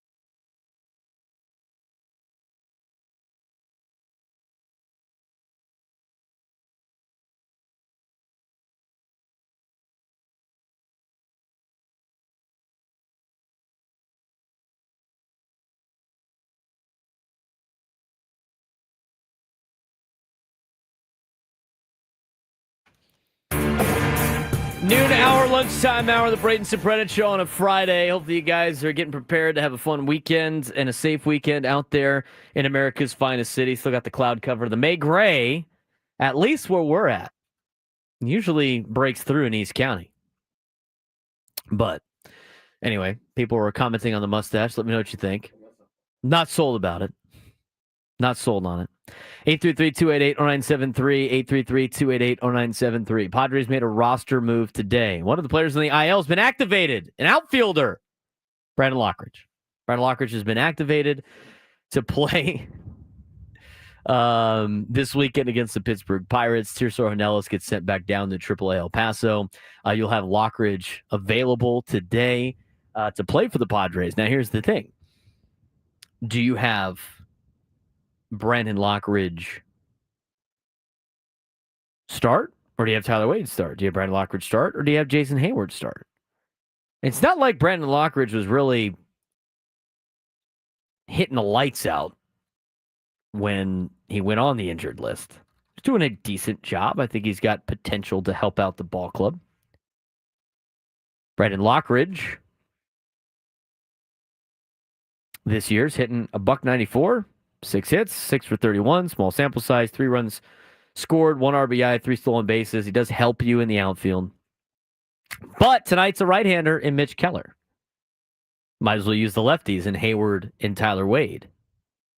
What do you think? 833-288-0973, 833-288-0973. Now, the difficult question, or the interesting question is Saturday and Sunday. Saturday and Sunday for the Padres, they're going against left-handers, including Andrew Heaney.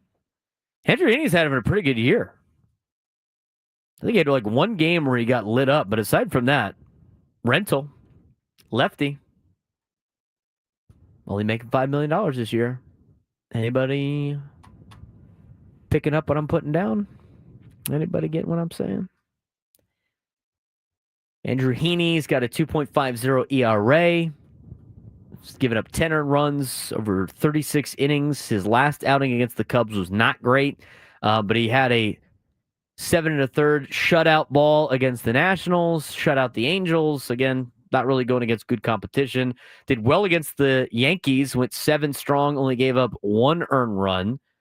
Did well against Miami as well. Cincinnati and Chicago kind of hit him around a little bit, but might be available at the trade deadline. Pirates got a lot of guys that might be available at the trade deadline. They have 1, 2, 3, 4, 5, 6, 7 rentals on their team, in which guys that will be free agents at the end of the year, and none of them are making any money in the grand scheme of things. Isaiah Kiner for left was making $7.5 million. Andrew Heaney's making $5.2. Andrew McCutcheon's making $5. Tommy Pham's making $4.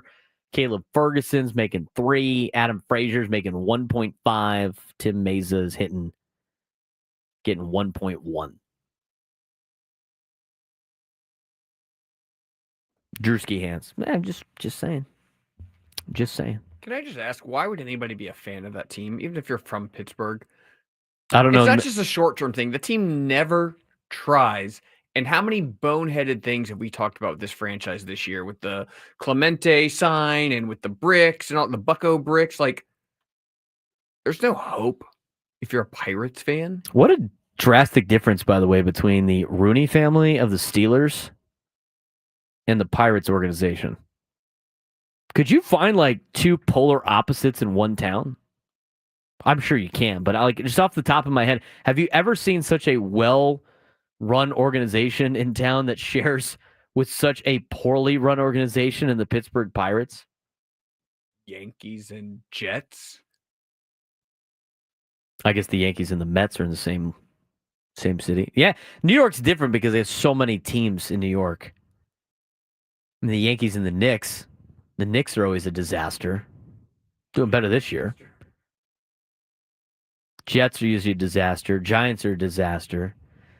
Honestly, the only organization in New York that's not a disaster is the Yankees. Mets are playing a lot better, but they usually are a disaster. Just ask their fans. Knicks are in the playoffs, but they usually are a disaster. Let's ask Spike Lee what he thinks about all the organizations in New York. The Pirates organization is a joke. You ask me, You asked me on, I think it was, what is it? It was like on opening day or like the day after opening day on the Sports Thread. The Angels are an embarrassment because they're getting smoked by the White Sox. I'd say they still are kind of an embarrassment. Is there any organization more embarrassing than the Pirates? Like, regardless if the Pirates take 2 out of 3 from the Padres this weekend, like before you think that I've cursed the Padres, is there any organization in baseball that's more embarrassing than the Pirates? Miami? The Marlins? The Marlins have won 2 World Series. Colorado's really bad. Colorado's an embarrassment this year. But I think over a longer period of time, I think the Pirates have been more of a disaster of an organization. Wayne, the Giants won 4. I'm talking about right now. The Giants have not, they've been a circus the last couple of years. They let their best running back go to their rival in which they went to the Super Bowl and won with it. Historically, no, they've won Super Bowls. But, I mean, right now they're kind of a disaster. When does Paul Skeens become a Dodger? Do not put that in the atmosphere, Susie. Do not put that out there. I would imagine there's no way, there is no possible way that Paul Skeens is a Pirate past his rookie contract. And I don't even think he makes it through his rookie contract. He's going to end up somewhere else. Penn's been a good organization too. Brandon George in the chat. Penn's have been a good org too. They won a Stanley Cup. I think they've won a couple last recent year. I mean, the Pirates are so ridiculous. And I should ask, I mean, I have a friend that's a Pittsburgh fan for everything. I can't imagine him being stoked about the Pirates. I have another friend that he used to root for the Pirates, and they traded McCutchen. He's like, never doing that again. I mean, think about everything that they've done to their fans, and you wonder why nobody goes to their games when Paul Skeens pitches. Pretty rough. 833-288-0973, 833-288-0973. Yeah, see, look, superstitious fans in the chat already think that me saying the Pirates are an organization is going to have an impact on what the Padres do this weekend. Pirates are a circus. Has nothing to do with their on-field product. We're just talking about their organization in general. Let's get out to Derek in La Mesa. Derek, you're the Braden Surprenant show. I heard you wanted to talk about a different circus. Yeah, what's going on, brother? Hey, just on a side note, the stash is solid. Don't listen to anyone. The Angels are embarrassing as well. But I didn't call to talk about that, brother. What are we doing on the Montezuma Mesa at San Diego State? That baseball program, and you're talking to an Aztec. I know I'm an Oregon Duck homer only because I grew up. I'm a big football fan there, but I am an Aztec, and the program is embarrassing. Whatever year Strasburg took them to a regional, it was the first time San Diego State had been to a regional since I played there from 89 to 92. They had an opportunity to, and I love Coach Martinez, bro. When Tony left, and Mark Martinez for the program, he's a person, and he did a good job. When Martinez decided to leave, they had an opportunity to hire my teammate, Rusty Filter, who was the longtime pitching coach at San Diego State. And then he left for Stanford after Strasburg got drafted number 1 overall. They had an opportunity to bring this guy in, and Rusty's a winner. He's the head baseball coach at Santa Clara. I mean, he's recruiting against Stanford. And they're having a little bit of a down year this year, but when you're recruiting against Stanford, he's done a pretty good job at Santa Clara. I mean, what are we doing? We live in the greatest San Diego's not America's finest city. It's the greatest city on planet Earth. And the baseball talent here, I've done some coaching stints at Granite Hills. There's so much talent in Southern California, and we can't win at San Diego State. And not only can we not win, they're terrible. They're not very good, Derek. Obviously USD down the road and Derek, I appreciate the phone call. With Aztec baseball, they said at 15-31 this year. They're 10-11, a very, very poor Mountain West Conference in baseball. I mean, the Mountain West Conference in baseball is not very good. Now, the new conference they're going to be in is not much better, and it's not great for baseball if you're San Diego State. I mean, you're assuming that Oregon State's going to be a part of this. Oregon State baseball has already been independent this year because they know that if they played in a conference, it would destroy their RPI, and they'd rather just be independent. Oregon State baseball is good enough and popular enough to be independent. So when you're looking at the new conference for San Diego State, Fresno State's okay in baseball. Washington State is not great in baseball. Other teams that are joining that conference, Boise State doesn't have a baseball team. Colorado State doesn't have a baseball team. I mean, there's going to be like 4 teams in their new conference of the Pac-12, and that's not going to be an upgrade from the Mountain West. I mean, Derek said it. He's the baseball alumni. I'm not associated with that particular group, but I know that they're not getting a lot of support from the higher ups over at San Diego State. I've heard that from multiple alumni. I think we have 2 baseball alumni of San Diego State baseball that work for us.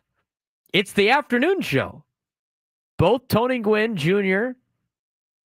and Chris Ello are San Diego State baseball alumni. They know the program's not doing that great. And it hasn't been doing that great for the last couple of years. It's been a long time now. And for a program that has produced so much major league talent and big names in Major League Baseball in a coaching sense and in a player sense, it's amazing that San Diego State baseball can't get the players they need to be successful and make it they got a great ballpark that needed some upgrades. I mean, when we went in there with USD, and I've called games in that ballpark multiple times. They finally upgraded the video board. But for the longest time, San Diego State baseball, I mean, you would go into the press box. It looked like it hadn't been touched since Tony passed away. It was sad. They should be a lot better. UCSD is starting to, put together a good baseball program at the D1 level with Eric Newman. Obviously, I'm biased because I do a lot for USD baseball, and what Brock Ungrich has done with the Toreros has been fantastic. I mean, they're back in first place in the West Coast Conference. They're out there playing top competition throughout the country, doing a great job recruiting San Diego. And here's what Brock Ungrich has, as a San Diego State alum that he is, and a Mission Bay alum, he knows how to recruit San Diego. Derek brought up Rusty Filter. Rusty Filter is the head coach at Santa Clara, who USD is going to play next weekend at Santa Clara. Rusty Filter went to Mission Bay High School, played there, went to San Diego State, coached with Brock, coached at San Diego State, had the same connections. He would be a great fit at San Diego State. But I just don't think that they have the funding or I don't think they're just putting the effort into baseball. They got to worry about football and basketball right now too. But I know there's a lot of disgruntled baseball alumni at San Diego State. Then they should be disgruntled. It's just it hasn't been very good. I mean, the baseball there has not been very good. 15-31 overall. They are 243 in the RPI, and their non-conference RPI is 285. I mean, there's only like 300-something teams in college baseball, and I don't know if it's getting any better with their new conference coming up. San Diego State's got New Mexico this weekend at home. They will play Cal State Northridge next Tuesday at Nevada. They'll host Washington State, and then they'll be ready for the Mountain West tournament if they can make the Mountain West tournament. They're right there in the thick of things, as most teams in the conference are playing around 500. We got the Padres lineup for you that we're going to break down. We'll talk more about Brandon Lockridge being activated. We also have so the roster move that was out on there. We'll talk more about that when we come back. This is the Braden Surprenant Show on San Diego's #1 sports station, 97.3 The Fan.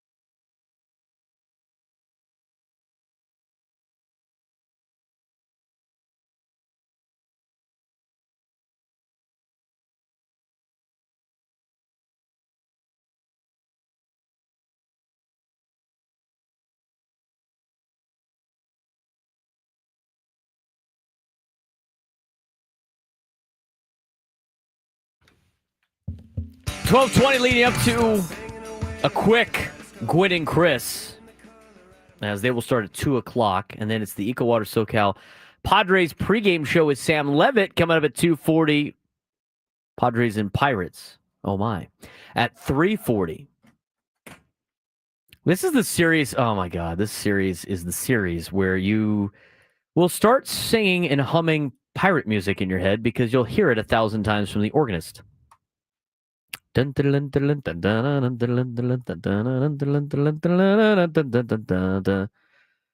kind of a cool thing that they do. I mean, they are the Pittsburgh Pirates after all. Can't say I've seen too many Pirates on the Allegheny, but that being said, you'll be singing that song the entire weekend with all the other pirate music that they play on the organ. So get used to it. Be ready. Be prepared. Pirates and Padres will start at 3:40. We have a lineup that is out for the San Diego Padres as they take on Mitch Keller today. Now, before we get to the lineup, they made the roster move, the Padres did, in activating Brandon Lockridge from the injured list, and they sent Tirso Ornelas back down to AAA El Paso, which begged the question, is Brandon Lockridge going to start? Does he have a spot to start? Or is he going to come off the bench? Now, Mitch Keller's a right-handed pitcher, so you would imagine that it would be your lefties against Mitch Keller, which would be Jason Hayward and Tyler Wade, instead of Brandon Lockridge, who is a right-handed hitter. That is kind of where we are at on the lineup tonight. If I had to make the guess, and I've already seen the lineup, but I was guessing before that I can't imagine you taking Tyler Wade or Hayward out of the lineup as they've been playing pretty well in substitute for Brandon Lockridge. So Lockridge actually is not in the starting lineup. Tomorrow will be the bigger question because tomorrow and Sunday, the San Diego Padres will be taking on a left-handed hitter, which would mean maybe Brandon Lockridge playing. Now, whether or not he plays center field or left field will remain to be seen. Whether he's playing for Hayward or for Tyler Wade will remain to be seen. Your lineup tonight, or this afternoon, Fernando bats leadoff and plays right field. Luis Arraez bats second, plays first base. Manny Machado plays third base and bats third. Gavin Sheets, the designated hitter, will bat cleanup. Xander Bogaerts batting fifth will be the shortstop. Jose Iglesias batting sixth, plays second base. Tyler Wade bats seventh, plays center field. Jason Hayward bats eighth, playing left field. And Martin Maldonado will bat ninth and catch for Dylan Cease, the starting pitcher today for your San Diego Padres. 1-2 with a 5.76 ERA. Going against Mitch Keller, 1-2 with a 3.97 ERA. Cease has 36 strikeouts. Keller's got 26. I think T. Wade deserves to stay in the lineup until he plays himself out right now. I thought, honestly, when Brandon Lockridge came back, that he would have been optioned to AAA El Paso because I think Tyler Wade has earned a spot on the team. Now, you had Tirso Ornelas to send down, so the question will be on Monday when Jackson Merrill comes back, who's the next one off the list? Or somebody getting placed on the injured list? And I don't think anybody's getting placed on the injured list. Obviously, things can happen this weekend. You don't want to see anybody go on the injured list. But you look at the roster right now to activate Jackson Merrill on Monday, because that's the rumors, you have to get rid of somebody. Is it going to be Oscar Gonzalez? Is it going to be Connor Joe? I would imagine Jose Iglesias stays on the team, as well as Gavin Sheets. So it's really going to come down to Connor Joe or Oscar Gonzalez. Connor Joe hasn't played a lot. Connor Joe hasn't had a lot of opportunities, and he does have options left. So that might be the move.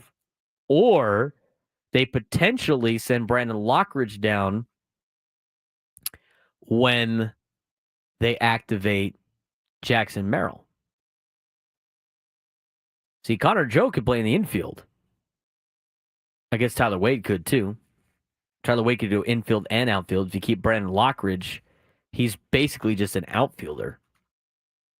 So you know that Tyler Wade could play center field. You already knew that kind of going into the season. But if Tyler Wade and Connor Joe are both super utility players that could play infield and the outfield, I almost think that's more valuable than Brandon Lockridge. But Brandon Lockridge is kind of the pinch run guy late in the game. That being said, Tyler Wade's been that guy too. So it's an interesting decision that needs to be made on Monday. In terms of tomorrow against a left-hander, are they going to have Jason Hayward start against the lefty, or are they going to have Tyler Wade start against the lefty? I'd rather have Tyler Wade start against a left-hander. You have Brandon Lockridge play center. You can have Wade play left. Brandon Lockridge has played left field, probably more than Tyler Wade, but I think with the speed of Lockridge and his ability to play center, I think you'd probably have him play center tomorrow and have T. Wade play left. Maybe Hayward plays left. I mean, a lot of moves that could potentially be made for the San Diego Padres. 833-288-0973, 833-288-0973. Tyler Wade gets the start in center field today. Again, here's your starting lineup for the Padres. Fernando Tatis Jr. batting leadoff. Luis Arraez batting second. Manny Machado batting third. Gavin Sheets is the DH. He bats cleanup. Xander Bogaerts bats fifth. Plays shortstop. Jose Iglesias bats sixth at second base. Tyler Wade's going to bat seventh and play center. Jason Hayward bats eighth, plays left. And Martin Maldonado will catch and bat ninth for the San Diego Padres against the Pittsburgh Pirates. Again, coming up in about a couple hours or so with the Padres pregame show, EcoWater SoCal Padres pregame show starting at 2:40. I wanted to look at the power rankings from ESPN, but we don't really have too much time. We're going to get to Kyle Glazier here at 12:35, and we're going to get to our midday sports standoff in the next segment as well. Midday sports standoff is an opportunity for you to take me down in sports trivia, and if you do, you'd be qualified for a chance to win our grand prize: 2 tickets to either Disturb Ghost or Pantera in Las Vegas, plus a 2-night stay at the MGM Grand in Sin City, and a $150 gift card. Get tickets for all 3 shows now at Ticketmaster.com. If you want to try to take me down, give me a phone call, 833-288-0973, 833-288-0973 to try to get in line to take me down on some sports trivia. We've given away a lot of opportunities in the hopper for the month of April. And this will, I think, will be the final time to qualify for a chance for this particular trip to Vegas. So if you want to get involved, give us a call, 833-288-0973, 833-288-0973.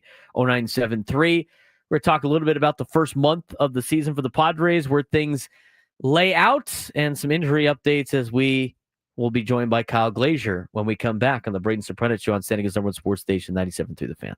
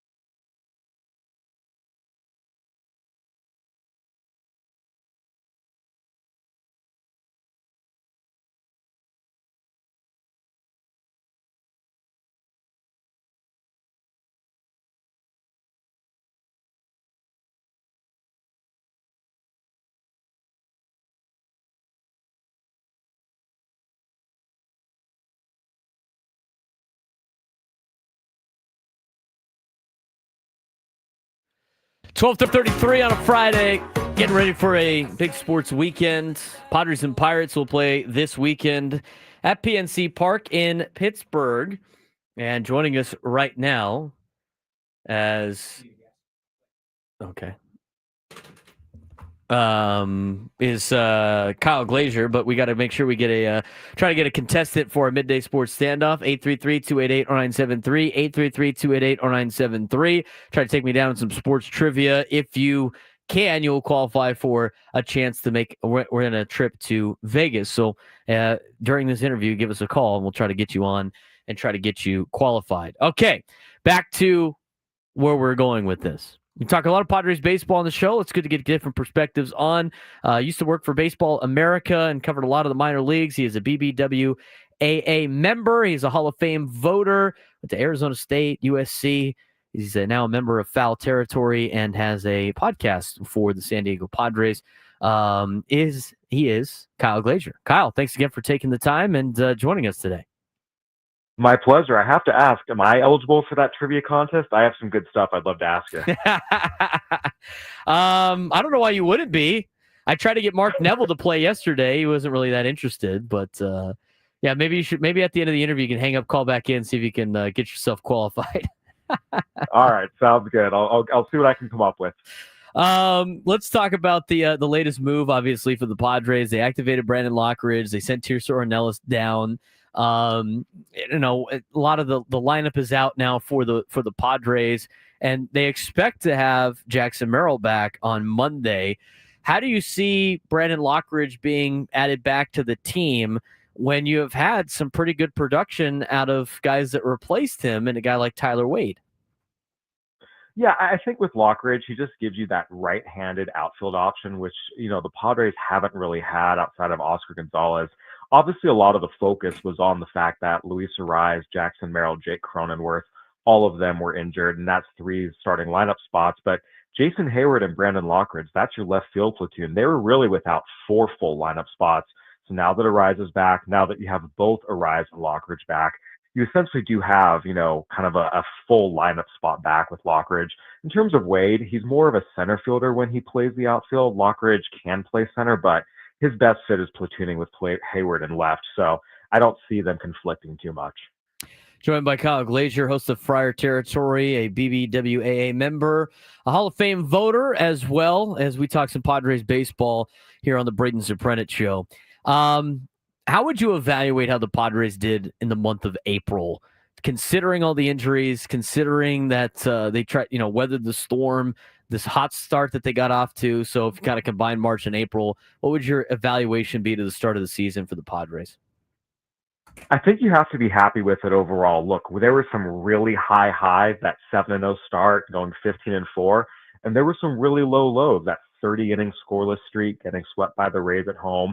But on balance, if you look at it, the fact the Padres went 19-11 while suffering injuries to Merrill, Cronenworth, and Arraez, not having Yu Darvish at any point during the month, and the fact they did that playing a pretty tough schedule. You look at the Braves, Guardians, Cubs, Astros, Rays, Giants. These are all teams who have either been in the postseason in recent years or project to be in the playoffs again this year. It's a good showing overall, and it positions them really well going into May, where the schedule really, really eases up. So tough schedule, injuries, the fact they went 19-11, I think you have to look at it as a huge win for the Padres, even with some of those low points. I would agree with you on that as well. So talking about the kind of beginning part of the season, I mentioned it in the first hour of the show. When you look at the month of May, and you just alluded to it being a lot more, at least on paper, an easier portion of the schedule compared to June, how extra important is it for the Padres to really put their foot on the gas in May to kind of build up some win equity before they take on relatively the rest of the division in June, where June and August are the big division schedules for the Padres? It's huge. Look, you have to beat the bad teams. 9 of the Padres' next 12 games come against the Pirates, Rockies, and Angels. And then they close out the month with 6 straight games at home against the Pirates and Marlins. Good teams take care of business against the bad teams. We have seen previous iterations of the Padres sometimes play down to the level of their opponents, and that is something that has been tanked them in recent years. I think back to 2023, that team did that a lot. But I think just given the way the Padres played last year, what they've shown us so far this year, I don't think there's as much of a risk for that. Mike Shildt is going to have these guys ready, playing fast, playing hard with an edge from the get-go. So I wouldn't be too worried about it. But you're right. This is an opportunity for the Padres to really, really, really juice their record, show they can take care of business against the bad teams, and head into June with some momentum on their side. During this kind of stretch in which the Padres had injuries, aside from Fernando, you saw a lot of the top two players in Manny and Xander not necessarily help carrying the team. How difficult is it for baseball players when you start losing pieces in a lineup to try to just put the team on their back? I think a lot of fans just assume that, well, these are the stars and stars are supposed to do this when players start to drop out of the lineup due to injuries. But it's obviously a very daunting task for guys like Machado and Bogaerts when things kind of get a little bit different in the order. How would you assess how they handled the injuries and that kind of stretch that the Padres had to go on? Yeah, I think it's natural for any player to have moments where they're pressing for any number of reasons, whether it's they're trying to carry a little bit of an extra load, whether it's they're going through some struggles. Every player, even the best in baseball, are going to go through that at some point. I think Manny really did fine. I mean, on the whole, he was productive offensively. He definitely had a little bit of a stretch where you could see him overswing a little bit. But what he did for the team defensively, especially, he always provided some value, some impact to the Padres. Even those days where he wasn't hitting, his defense, some of the little things he was doing, that was pretty impactful.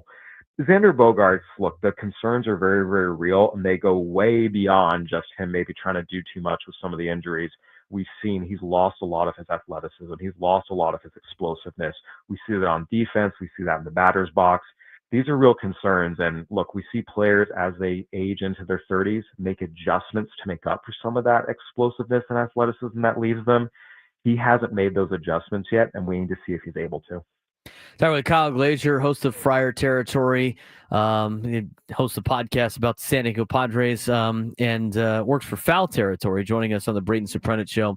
We had an interesting question yesterday on the roundtable about Leo DeVries or Leo DeVries. I know you spent some time working on, covering a lot of the minor leagues for a handful of years before transitioning to this new job.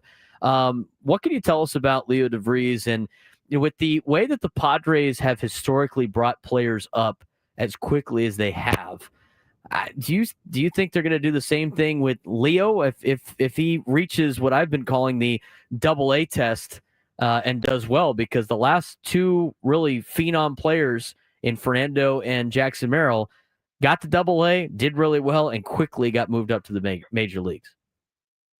Yeah, so I had the pleasure of covering Leo DeVries a lot when I was at Baseball America. Saw him a lot when he came through Lake Elsinore last year. Look, he's an exciting type of player. He's big, he's long, he's athletic, he's got power, he can play shortstop, he moves well. He is what they look like when you talk about, 18-year-old shortstop prospects, what you want them to look like, just the way they move as well as their skill set. He's very, very advanced for his age in terms of strike zone discipline.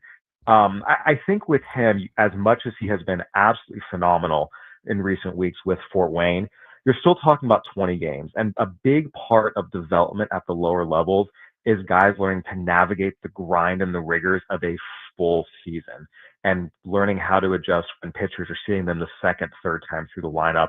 Talk about Tatis and Merrill jumping up after AA. They each played full seasons in the low minors. So I think it's really something where you really want to give DeVries, who is still only 18 years old, that full season to, again, learn how to navigate the rigors of a full season, seeing guys to line up multiple times. He's never played more than 75 games in a season, and there's still a lot of physical development left. Again, you don't want to promote a guy after a hot early week because consistency is a big, big thing these guys are still learning to do. Could he get to AA at some point this year? Possibly, but again, I think for the Padres, the best thing is just let him grow and develop at his own pace and not rush things. Talking with Kyle Glazier, host of Friar Territory on the Braden Surprenant show, talking Padres baseball with you here on 97.3 The Fan. Padres baseball will start at 3:40 p.m. Pacific time today. Equal Water SoCal Padres pregame show at 2:40. The division is probably the best division in baseball, at least to get started. this year. National League looks way better than the American League. You and I talked about that before the season started on opening day. How do you see the National League West playing out? And out of all the teams in the NL West so far that you've seen, who's got the best chance of potentially giving the Dodgers a run for their money? And on top of that, kind of a follow-up question, do you think the Dodgers are off to a slower than expected start, or do you think they do have some holes into their, champion level team that they have on paper?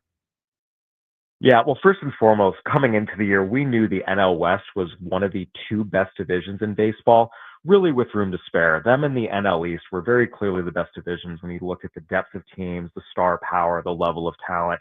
So it's not surprising to see the NL West be as strong as it has been early. I think in terms of the Dodgers, look, they still have the best record in baseball, even with whatever holes and issues they've had. And that's been a pretty consistent theme with them. This is a team that's just so deep, so loaded. You have to remember, for a good chunk of the season with injuries to Betts and Freeman, they actually haven't had Betts, Freeman, and Ohtani in the lineup together at the same time very often. They've had some starting pitcher injuries, and they always have the prospects to pull up or pull off big trades. So they're still the kings of the National League West, and I think the National League as a whole. In terms of the teams that are best suited to beat them, I really do look at the Padres and Diamondbacks as two teams who can. Look, the Padres are not afraid of the Dodgers. They won the season series against them last year. They beat them in the postseason in 2022 and took them to the right up to the edge last year. They rise to the occasion against the Dodgers, and they have, once Yu Darvish gets back, the four starting pitchers, and when the lineup is healthy, the top to bottom lineup depth to beat them. And I think the Diamondbacks too, that offense is just so explosive. They took down the Dodgers in 2023 with that offense, and I could see them doing it again. So the Dodgers are favored, but they're not invincible. Last thing I have for you, Dylan Cease pitching today against Mitch Keller for the Pittsburgh Pirates. Mike Shildt talked a little bit about Dylan Cease, why he's not obviously worried about him. What have you seen out of Dylan Cease and some reasons for optimism for Padres fans that might be a little worried because his ERA has been a little bit higher than they would expect?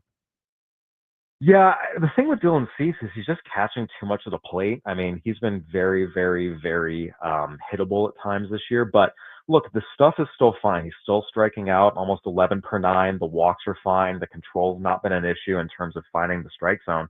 He's just catching a little bit too much of the plate, and that's a small adjustment. I really wouldn't be worried about Dylan Cease. Again, the stuff is there. He's throwing strikes. It's just about, again, maybe not catching so much of the plate. He'll be fine, and I fully expect him to turn the corner here as soon as we hit May, June, July. He's too talented not to. Kyle, appreciate the time. Continued success on your new podcast, and thanks again for joining us. My pleasure. Anytime, Braden.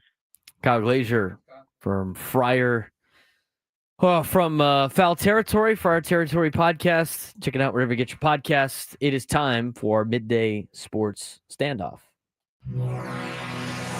Welcome to Midday Sports Standoff on the Braden Surprenant Show. I can't believe what I'm seeing right now. The ultimate head-to-head battle where sports knowledge and quick thinking collide. No, he's no good. Are you kidding me? Contestants will go toe-to-toe with Braden in a sports trivia deal where every correct answer brings them closer to victory. Down the sideline! Wow! Unbelievable! But 3 strikes and it's game over. This is not Detroit, man. This is the Super Bowl. Can you outsmart Braden? The Midday Sports Standoff starts now. All right. If you're able to take me down in some sports trivia, you will be entered into a opportunity to win our grand prize, 2 tickets to either Disturbed Ghost or Pantera in Las Vegas, plus a 2-night stay at the MGM Grand in Sin City and a $150 gift card. Get tickets for all 3 shows now at Ticketmaster.com. Peter in San Diego is going to try to take me down today. Peter, what's going on, man? Gentlemen, good to be back on the airwaves with you. Thanks for having me. Thanks for joining the show. We'll have the sports topic from Adam today, and we'll go back and forth trying to answer the multiple answer question that Adam poses. For every point you get correct, or every answer you get correct, you get a point. Every answer I get correct, I get a point. Whoever's got the most at the end will win today's contest. Adam, what's today's question? Well, we've got a full month of baseball in the books, so I want to examine some of the teams who are playing well. I don't want to look just at records because those can be deceiving. So instead, we'll take a look at the teams with the top 10 teams with run differential in baseball. Somewhere Ben Higgins is smiling. Ben Higgins loves run differential. Hey, That's come on. I like run differential too. It It matters. It does. The Padres have the 7th best run differential in all of baseball, kind of fueling their hot start to the season. So name me any other team in the top 10 in run differential besides the Padres, of course. All right, so we got nine correct answers, and there won't be any repeats, obviously. And no ties. And no ties. Peter, you're up first. I'll have to go with my hometown team, the Boston Red Sox. Oh, no. No, sir. No Red Sox. I'm going to go. Their pitching hasn't been The that. pitch, that's true. Well, the New York Mets have been on a tear. I'm going to go with the New York Mets. Number 1 in baseball, plus 52. Well, I'm going to have to go with the Chicago Cubs. Tied with the Mets at plus 52. Bludgeoning people. Simply bludgeoning people. Well, the LA Dodgers are the best team on paper. They should be close to that. They have annihilated a lot of teams this year. Plus 35. How about the Philadelphia Phillies? Oh. Oh, no. No, sir. 2 strikes for Peter. This might all come from just one game. There's no way. The Cincinnati Reds have to be on there for just beating up on the Orioles. That probably boosted their run differential by a ton. The Cincinnati Reds are 17-15, Braden. They are 2 games above 500. But they beat the Orioles by But they have 20 runs. But they have a plus 37 run differential. Good for 1, 2, 3, 4, 5th best in all of baseball. Thanks, Baltimore. So maybe a harbinger of good news if you're a Cincinnati fan. That might be the flaw in Ben Higgins' logic on the run differential. If it all comes in one game. Well, you're an analytics guy. You believe in the advanced stats and the expected stats. Maybe Expected win-loss. you could have better expected stats than actual stats, leading to That's saying right. you're unlucky. So That's right. there you go with the Reds. It is 3-1, Braden. Braden's got no strikes. Peter has 2. You need this one to stay alive, Peter. Well, since we're talking about Ben a lot, and I heard him end the show today talking about his love for the old English D, I'm going to have to go with the Detroit Tigers. Detroit. Plus 46. 4th best in baseball. How about that for the Tigers? Well, I honestly wouldn't have guessed this if I didn't look at the standings before during the first segment of the show when talking about the Seattle Mariners. Cal Raleigh and the Seattle Mariners have done a pretty good job sitting at 18-12 this year. I'm going to go with Seattle. Plus 23 run differential. You're up 4-2, Braden. Again, Peter, 2 strikes. You need this to stay alive. There are 3 correct answers left. You know, I haven't watched a lot of their games this year besides them playing the Padres, but I got to go with the Houston Astros. Sorry about that. No! Oh, bummer. Oh, man. Peter's a valiant effort, though, man. The Red Sox let you down to start the day. The other teams in the top 10 are the Yankees. Those torpedo bats did some Oh, damage, yeah. right? The Yankees. Yankees, Giants, and Brewers. Really, the Brewers? Brewers, 10th. They just They're 16-16, but they got a plus 16 run differential. 16's across the board. They just sneak around. Constantly around. I'll say hello to Elisa in the chat as well. Hope you're having a fabulous Friday. Hello, Elisa. Great weekend. Thanks for listening. Thanks for listening. We appreciate it. Padres and Pirates, we'll get you a preview of that coming up in the next hour. We'll also hear from Drake Hills to talk about San Diego FC and get back to your phone calls. 833-288-0973, 833-288-0973. Padres and Pirates coming up later on this afternoon. That will start at 3:40 Pacific time. Eco Water SoCal Padres pregame show at 2:40 right here on San Diego's #1 sports station, 97.3 The Fan. I wanted to get into this. Maybe I have to do it in the next hour or so. About the latest power rankings from ESPN. We did talk about that a little bit when it comes to our yesterday, just in terms of like the Padres didn't move too far down the list when they had a rough patch for a while. They only dropped down to number 4. I think they've weathered the storm. They should be getting Jackson Merrill back on Monday. They got Brandon Lockridge back already. And there's something else about Brandon Lockridge coming back that, again, with all of these players slowly coming back, it gives guys the opportunity to go play into the roles that they were expected to play in when the season started, and that's when the Padres were playing their best baseball. So not only does this affect the outfield, but with righty lefties and everything like that, it also affects another particular Padre and the start to the season that he has had compared to what he has done in the absence of some of these players, because he has had to play every single day. I think it was good to give him an opportunity to do so. But that being said, who's the other player that this greatly impacts that's better for the Padres with Brandon Lockridge coming back on the 26-man roster? We'll talk about that when we come back, who the player is on San Diego's #1 sports station, 97.3 The Fan, and the Braden Surprenant Show.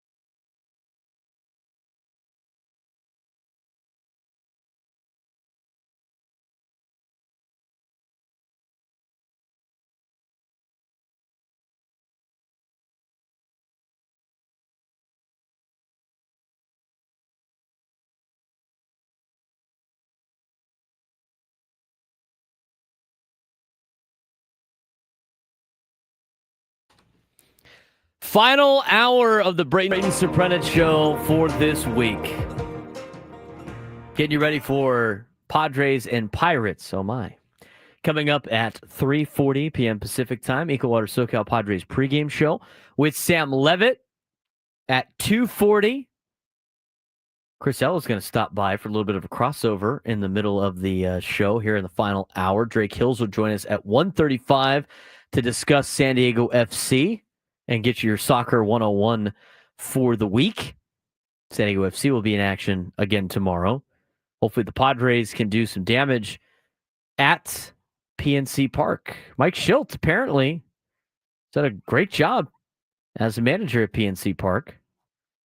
Ben Higgins mentioned earlier today on Ben and Woods. I was trying to find the exact stat on the internet, couldn't find it.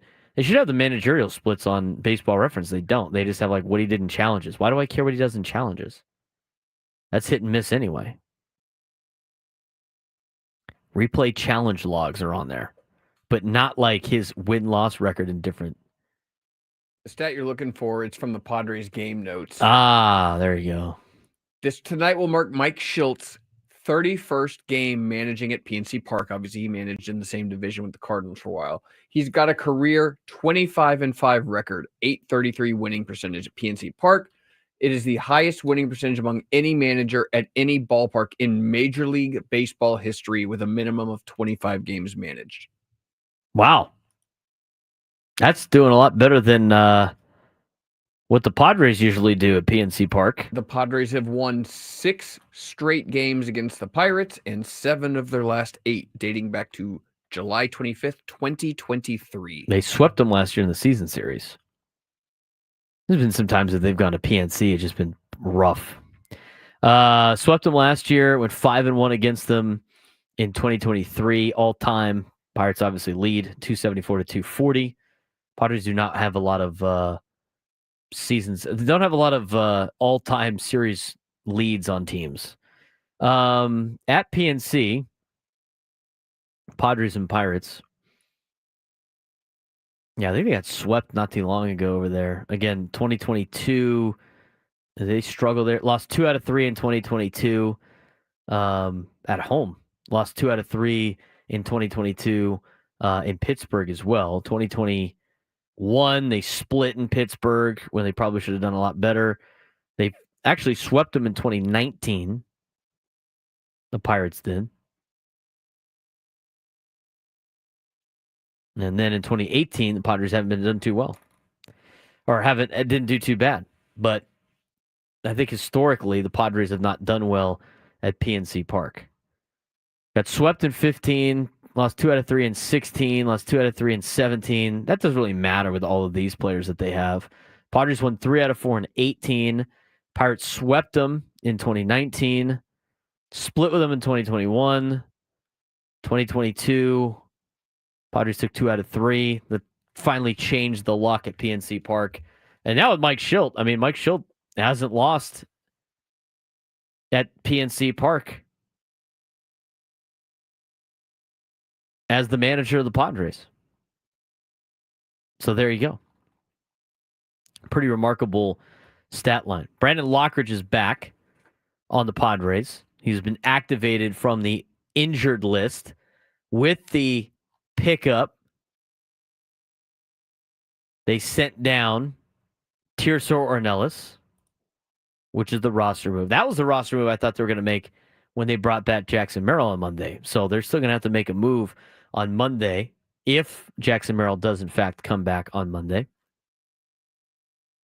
But with the move, it impacts a lot of different spots in the order. It's improving a lot of different spots in the order, improving a lot of different players' opportunities in a sense of putting them back into positions that they were expected to play in when they were added to the roster on opening day. The player I mentioned going into break that has an impact in this as well, really a couple. You have Tyler Wade, who will be on with Gwen and Chris later on in the 2 o'clock hour. He's obviously impacted by this. But Gavin Sheets, when all the injuries happened I said on the roundtable, now's a good time to see if guys can play every single day. See if they can play, specifically Gavin Sheets can play against left-handed pitching. He hasn't had too many opportunities against left-handers since Arise went down, but he's been playing every single day. And during so, he's seen his average kind of tick down. He started to work on his chase rate a little bit, which is good. He wasn't swinging out of the zone against San Francisco as much as he did in the previous series, so that was a major improvement.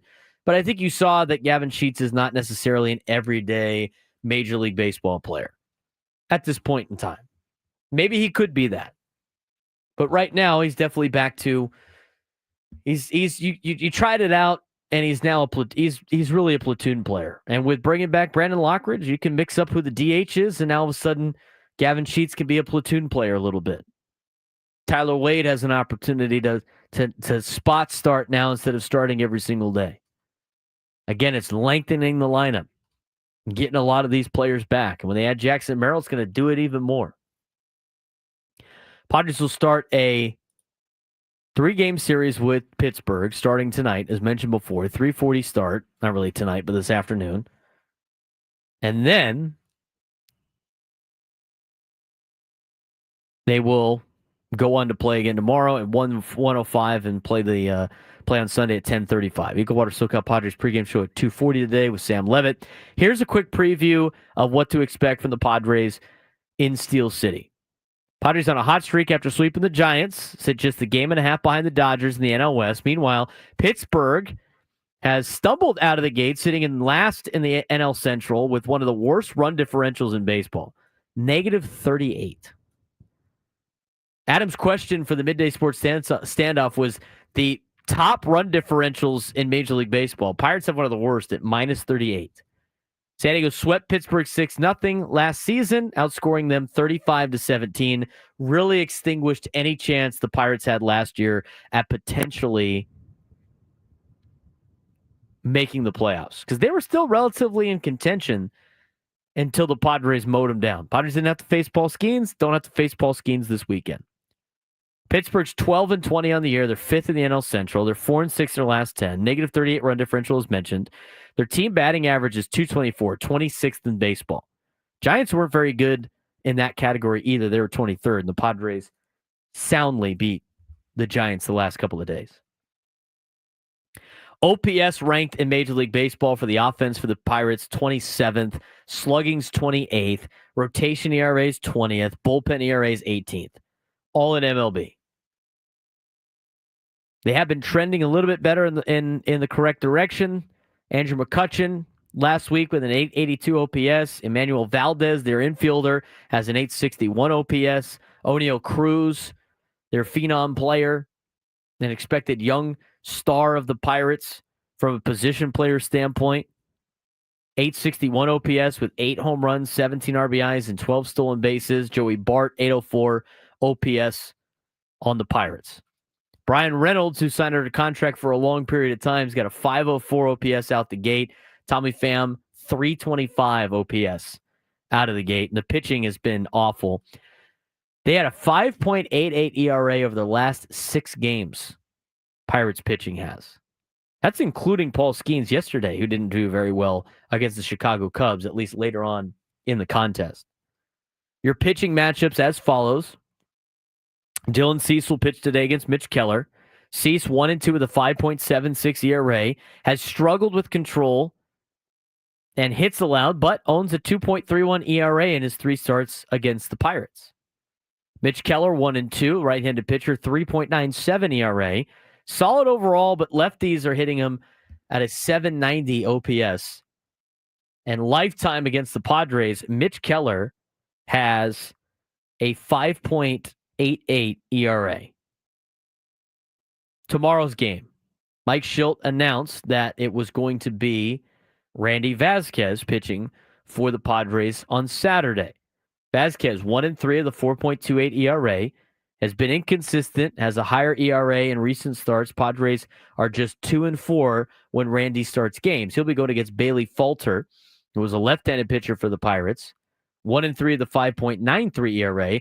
After a stellar outing 2 weeks ago, he's been rocked in back-to-back starts. Sunday, paper had it as listed as Nick Pivetta starting, but Mike Shildt said on Ben and Woods that it's still to be determined who pitches Sunday, and he said that Nick Pivetta is going to pitch Monday against the Yankees. So Padres still to be TBD on Sunday, whether it's Kyle Hart, whether it's Stephen Kolek, whether it's a bullpen day. It's not going to be Omar Cruz. Omar Cruz is pitching tonight in El Paso. But whoever it is, it's going to be Andrew Heaney on Sunday for the Pirates. 2-2 with a 2.50 ERA. Tough against San Diego historically.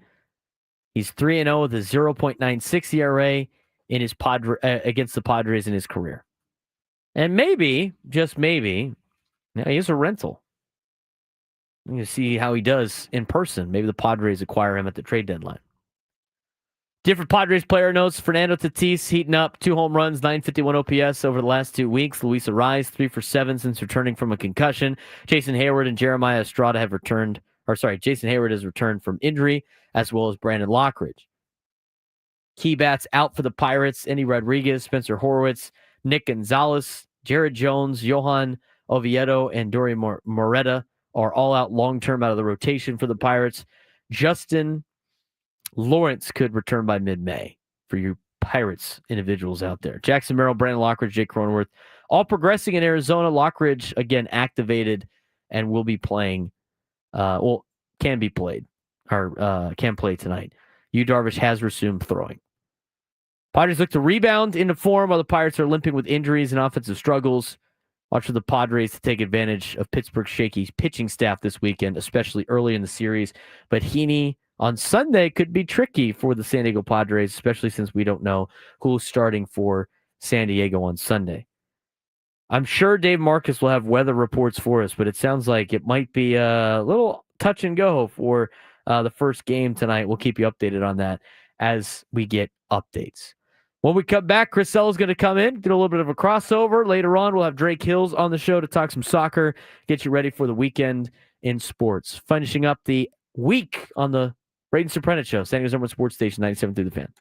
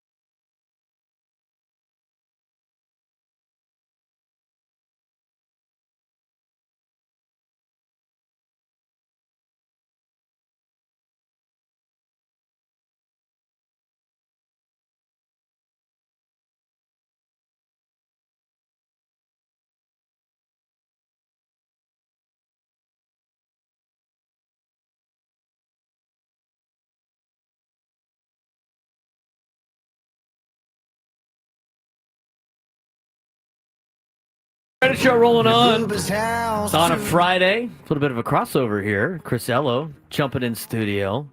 It's such a long show today that he wanted to get some extra reps on the air, so he wanted I need to a little jump warm on. up. Need a little bit of a warm-up. warm up. How long's your show? Like 20 minutes? 40 minutes? Come on now, 40 today. Don't kid yourself. Has anybody out there realized that like I have, that Braden Surprenant's initials are BS? Yes. And what that might Do you love bringing that up? as a sports talk show host? Yeah, it's a bunch of BS. You're a bunch of BS. It's a bunch of BS all day, That's every you. day. Yeah. That's what we do. You do it well. I BS for 4 hours a day, Yes, as you much do. as I can.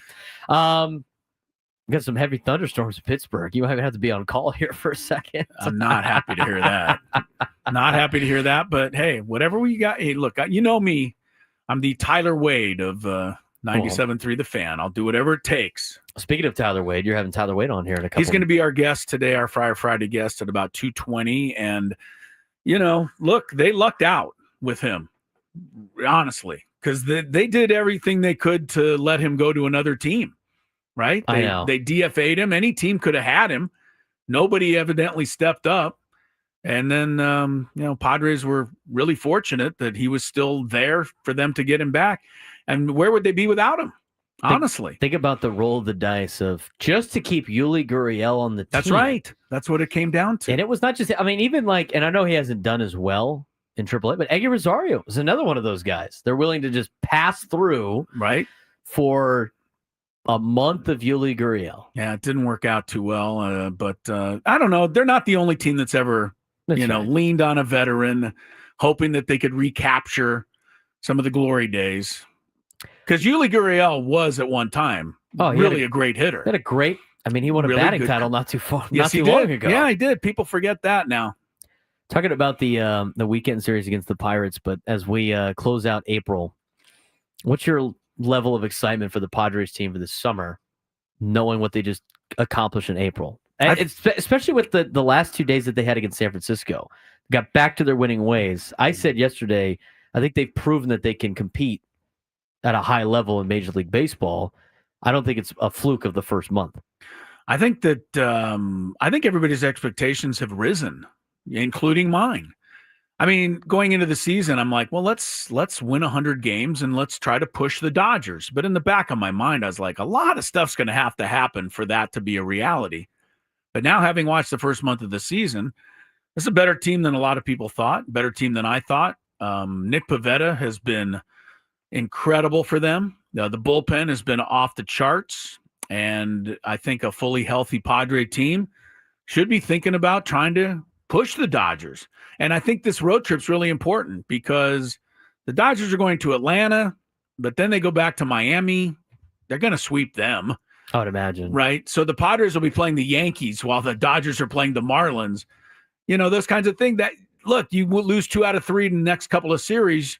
You could wake up next Thursday, Friday, and be 4 or 5 games out because the Dodgers probably aren't going to lose too many. So, to me, you got to keep the heat on a little bit right now. I think that's a big reason why the Giants won the division over the Dodgers a couple of years ago is they continue to put pressure on, because when you have to play with pressure, it's way more difficult than not having to play with pressure. And the one time that the Dodgers didn't win the division in the last 10, 12 years was the year that they had a team on their ass like the entire season. And if you do that, all of a sudden, maybe the Dodgers stumble somewhere in the middle of the season.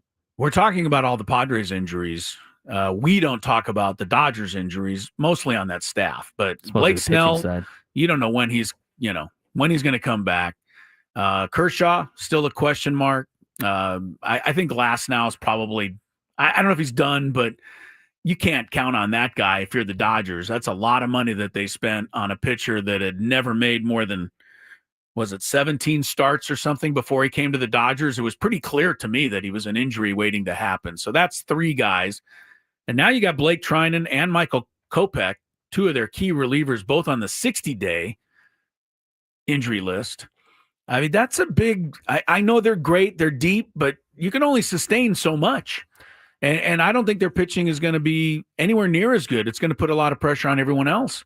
So I think they're beatable. I think you stay, like you said, keep the pressure on, stay in their rearview mirror or alongside them, and give them a little pressure going through the rest of the season. Don't just let them cruise. Yeah, because the years that they have been able to cruise, they get hot and then they just roll. Yeah. And then, you know what happens in the playoffs when there's pressure? They usually wilt. That's what's been the case the last couple of years, the exception of last year. They finally got over the hump. But I look at, you mentioned, the LA and how good they've been and everything like that in the offseason. During the offseason, I had zero interest in watching the Padres put the Dodgers because it was, well, look how loaded their team. They already had the 24 straight innings. They made themselves better after winning a World Series. Padres did not add anybody, and then they went and added Pivetta late. And you look at the roster and what the Padres lost, and you're like, oh, well, I hope they can compete. And as you mentioned with the higher expectations now, I have gone from, I don't want to watch any of the Padres-Dodgers series during the offseason, as a sad fan, looking as the offseason goes, to I'd like to take a shot at these guys because I think we're right there ready to throw a haymaker. And the biggest difference I've seen out of the Padres playing the Dodgers the last couple of years is they no longer don't really care about that. To me, I felt like they've always been like intimidated by the jersey. They've never been it. But now I don't think they care about that anymore. And now the pressure's on LA every time that they have to take on the Padres. June 9th can't come soon enough. I think people can't wait for that first series in San Diego. And we had Buster Olney on a few weeks ago, and that was the one thing he pointed out. He goes, Padres are not scared of the Dodgers. They're the one team that can probably say that. So let's see how it plays out. Chris Ella from Gwynn and Chris joining us in studio. A little bit of a crossover. I'm a little worn out now. I don't know if I'll be able to fill the whole 40 minutes. The whole 40 minutes. You're hoping that Dave Marcus isn't doing a rain dance right now at PNC Park. Yeah. I was going to ask about, well, you mentioned the Dodgers and everything that Padres can do it. How about the Padres having to go through, I mean, the regular season is going to be the biggest test for them for the playoffs anyway, because the National League is so much better than the American League. I think you can make the case that the top 7 teams in the National League are better than the best American League team. I think that's right. And although you can't tell the Padres that because the one sweep they had was against an American League team, but we know that the Padres weren't healthy when the Rays were here last weekend. Well, then they dropped 2 out of 3 to Houston, 2 out of 3 to Detroit. Right, so they're doing terrible by the Yes, against the American League so far. American League, but no, I think you're right. The National League, and when you say the best 7 teams might be on the National League, keep in mind that only 6 can make the playoffs. Exactly. So there's one team that's going to get left out somewhere along the line. And I don't know, are you even including the Braves out of that 7? I didn't even include the Braves. Right, in so that once 7. they get Acuna, if they ever get Strider, they're still the Braves. So there might be an 8th team that you have to worry about. I was specifically talking about the Mets, the Phillies. I was talking about the Dodgers, Padres, Giants, Diamondbacks. And maybe I did think about the Braves. Cubs. But, the Cubs. The Cubs are the last team. And that's not even mentioning Terry Francona's Reds, who have done a decent job. Not Plus, the Brewers are always just hanging around. Somehow they continue to hang around, and they sit at 16-16 so far on the season. But aside from those, I can't imagine the Cardinals being competitive. Pittsburgh doesn't look competitive. No. Washington's still a couple years away from being competitive with their young team. Miami looks like they're starting to finally put some things together in a roster sense with some of their young players, but they're behind Washington. And they have no pitching. And then Colorado. Here they come, 2 in a row for the Rockies. They have Look won out. 2 in a row. But are they going to be the worst team ever? I kind of want them to be. I like to see history made. And I think Back-to-back years. I think they have a really good chance to do it. So why, if you're the Rockies, why mess with that? Does Bud Black survive that? I don't know. The Rockies ownership even know that they're losing? Do they Do you know what care? I mean? Right. I mean, that's the thing. I mean, no manager should survive it if you go 35 and 130 like they're on pace to do. But if anybody could, it would be with the Rockies because I don't think they care. How do you evaluate Bud Black in terms of everybody says he's a great manager, and we know he's a great manager. He's a great guy. He's an Aztec for life, lives here in San Diego. He has never been given a good team, and yet here he is continuing to manage. I mean, how do you evaluate a manager that has never had a team that is worth competing at the major league level? Well, I give him a little bit of I give him a couple of boosts. One, he was a bench coach, pitching coach, along with Joe Madden when the Angels won a World Series. So he's been there on the winning side. Secondly, he volunteered as a coach for the Aztecs when he had graduated and I was a freshman pitcher. And he helped me with my move, my changeup, and a couple of things. And I survived 2 years in a lot of ways, thanks to Bud Black's knowledge. So I always give him that pass. I mean, if you could get me to pitch for 2 years, you should be able to do anything, practically, except for teach anybody how to pitch in Colorado, which nobody's ever been able to figure out. What's your We had a phone call about San Diego State baseball today. Boy, from an Aztec baseball alumni. Yeah, who's disgruntled with the program.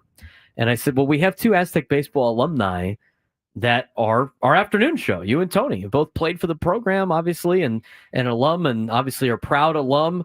How do you look at? I know you're paying more attention to the Padres, but I thought I'd let you have a say in this. I mean, again, I work at the other baseball team in town, so I think it's unfair for me to criticize the other team down the street to a certain extent.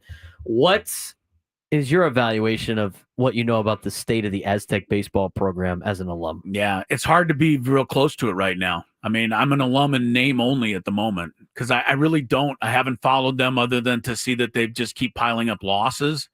I know that Sean Cole's in his second year, and I like to give people a chance to put their own stamp on a program and get it turned.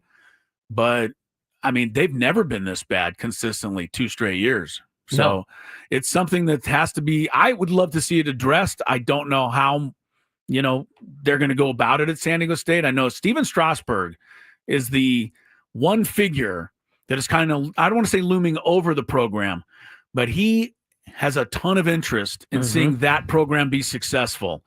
He has a lot of money that he could devote to that program and would probably – yes, right. He's got a lot of money. I don't know if you get him more involved, less involved, get him to be more of a part of it. I don't know how that dynamic works between he and the current coach, but San Diego State baseball, I mean, I'm going back glory days. This was a top 10 program with Tony Gwynn Sr. That's a long time ago, but San Diego, USD should have a great baseball team here, great college baseball team here. You're not going to compete with the SEC now with the NIL money that those guys are getting. Shouldn't be 15 games under 500 back-to-back years, though. And I don't think that's disappointing. I don't think it's an NIL problem with baseball. You haven't seen as much NIL issues in baseball because most of the top talent can get drafted and we'll move on, right? Yeah, okay. But now with San Diego, it's interesting with San Diego State baseball, just where they go, because I don't think it's an NIL problem. And you got an Aztec alumni that coaches down the street at USD and is running a program that was like what Tony ran at San Diego State. I would say USD baseball is more like San Diego State baseball was than the current state of San Diego State athletics. Yeah, I don't want to be critical from afar. It's not fair. It's not fair. But I don't like what I'm seeing because I'm looking at wins and losses only right now, and there's not enough of the wins and there's too many of the losses, simply put. And I don't think, the new conference is not really great for baseball either. For San Diego State? No. To go in with Oregon State, one of the great baseball. They're already independent now, which makes you think they're going to join this conference that they didn't want to join the first time. Oregon State? Yeah. They're independent in baseball. They won't be part of the Pac-12 in baseball? I don't think so. Oh. Because they refused to join the West Coast Conference in baseball, and Washington State joined the Mountain West in baseball. Yes, I know that. And Oregon State's like, we're going to be independent. And they're top 10 in the country right now being independent. I didn't know Oregon State baseball thought of themselves as Notre Dame football. They do. They sell out all their games. I did not know that. They dominate the best competition. They got great NIL. So you got Oregon State might not be in it. Boise State doesn't have a team. Colorado State doesn't have a team. It's basically going to be San Diego State, Washington State, Fresno State, and Gonzaga. I think that's it. Fewer teams, better chance to win the conference title. You know what? Better chance to get in the NCAA tournament. That's right. Try to win a regional. You're the champion of 4 teams. That's Congratulations. Right. That's right. Well, I bet you didn't think you were going to talk about Aztec baseball today. I'm always ready to talk a little Aztec baseball. Whatever you like. I know they're giving away the Tony Gwynn Aztec bobblehead tonight. Yeah, it's great. For those who, are in the mood to see a baseball game. Padres are out of town. Aztecs are hosting, I think it's New Mexico. They are hosting New Mexico. Go get your Tony Gwynn bobblehead doll to match up with the one you probably got on Tuesday night at the stadium. So Aztecs are hosting with the Padres out of town. USD is hosting San Francisco with the Padres out of town. The Tritons are up in Irvine taking on the Anteaters, who will probably host a regional this year. That's how good they've been. UCSD impresses me with their sports program overall. They're great. Considering the fact that they're Division I for 2 years. They are pledging. Fantastic job they've all done. They are continuing to pledge a ton of money to the athletic department year in, year out. They built out their television. And I don't think a lot of people really talk about the job that their athletic director has done in Earl Edwards for the UCSD programs. I had him on a couple of weeks ago, and he said, everybody knows we're really great academically. We want to make sure that people know that the Tritons are good athletically as well. And they're going to have their work cut out for them in basketball. Yes. Because they got too good too quick, and their coach left and took all of his recruits with him, including Jake Hall, right? The top prep player from Carlsbad, who was going to go to UCSD and changed up, went to New Mexico. But I wouldn't put it past Earl Edwards because he put it together in 2 years the first time. So hopefully he can do it again. But yeah, that's a tough pill to swallow, to have that great of a season and then have the entire, coach and players all be gone. I feel bad for them on that. Last thing for you. Yes. Aztec basketball is probably going to be pretty good. Loving that. I think they're going to be pretty good. They got the biggest knock I had on Aztec basketball after the North Carolina game was, if you're not going to keep it to the young players, what does it matter if they played? And they got reps because of the transfer portal, and they ended up keeping pretty much every one of the young players and have added 2 good recruits out of high school and have picked up some guys in the transfer portal, and they got some funding to keep this thing going. So I think Brian Dutcher has done a phenomenal job in this day and age of NIL to hang with some of the big boys, considering their budget is less than a lot of schools' baseball budgets. I'll just say this. Brian Dutcher has done things the right way, and too often the right way doesn't get rewarded, but he and San Diego State have been rewarded because of how he does things. I mean, is Magoon Guath really going to stick with San Diego State when he can go elsewhere? Make more money or whatever it was. He remained loyal to somebody that cared about him and gave him his opportunity. That spoke volumes. That talks about the culture of the program when he's turning down big money to stay for a little bit less of money. You're seeing that with a lot of good programs. Chris, I don't want you to talk too much. You got to rest up your voice for the next 40 minutes or so on your show. You got Tyler Wade coming up. What time is Tyler going to join the show? About 2:20, and between now and then, Adam Klu's going to fix me up some hot tea and honey. Nice. To soothe the voice. I'm going to need some of that tonight. Thanks, Adam. Over at Fowler Park. Chris, appreciate the time. Of course, anytime, buddy. Chris Ello jumping on with us, a little bit of a crossover. When we come back, we'll talk about SDFC with Drake Hills. We'll get you a final preview of Padres and Pirates, lead you up to Gwen and Chris. But they'll have Tyler Wade on at 2:20, leading you into the EcoWater SoCal Padres pregame show at 2:40. I'm the Braden Surprenant. It's the Braden Surprenant Show. Final segment of the week coming up next on San Diego's #1 sports station, 97.3 The Fan.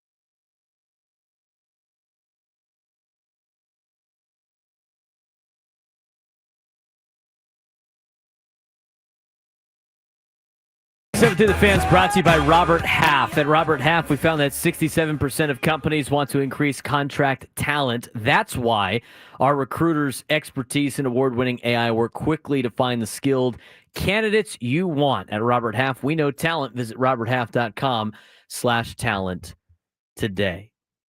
Speaking of talented individuals, it's time for our weekly Soccer 101 segment with our friend, contributing writer for Black Players for Change, who helps us cover the MLS and informs us about soccer with the brand new sports team in town. Drake Hills joining us on a Friday. Drake, what's going on, man? That was a very smooth introduction by you, Braden, but I'm doing pretty good, man. I'm doing pretty good. A little bit of Lionel Messi talk, and obviously San Diego FC is an interesting place, so definitely looking forward to breaking down that with you. Yeah, interesting place as they've lost a couple in a row now. Had a tough home loss against Real Salt Lake, 3-1 last week. What went wrong for San Diego FC last Saturday?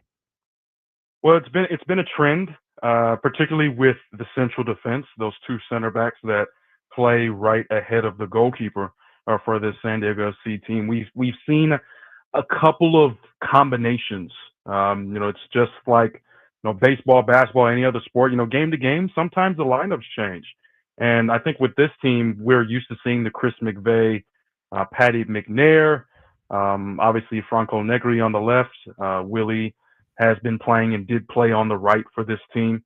But listen, starting with that first half, we saw that this team does struggle sometimes when a position likes to adjust and maybe not necessarily be as aggressive in their press, because that's what San Diego FC wants. They want the opposition to essentially rush to them, go all the way down to try and full court press them, if you will, for using basketball terms.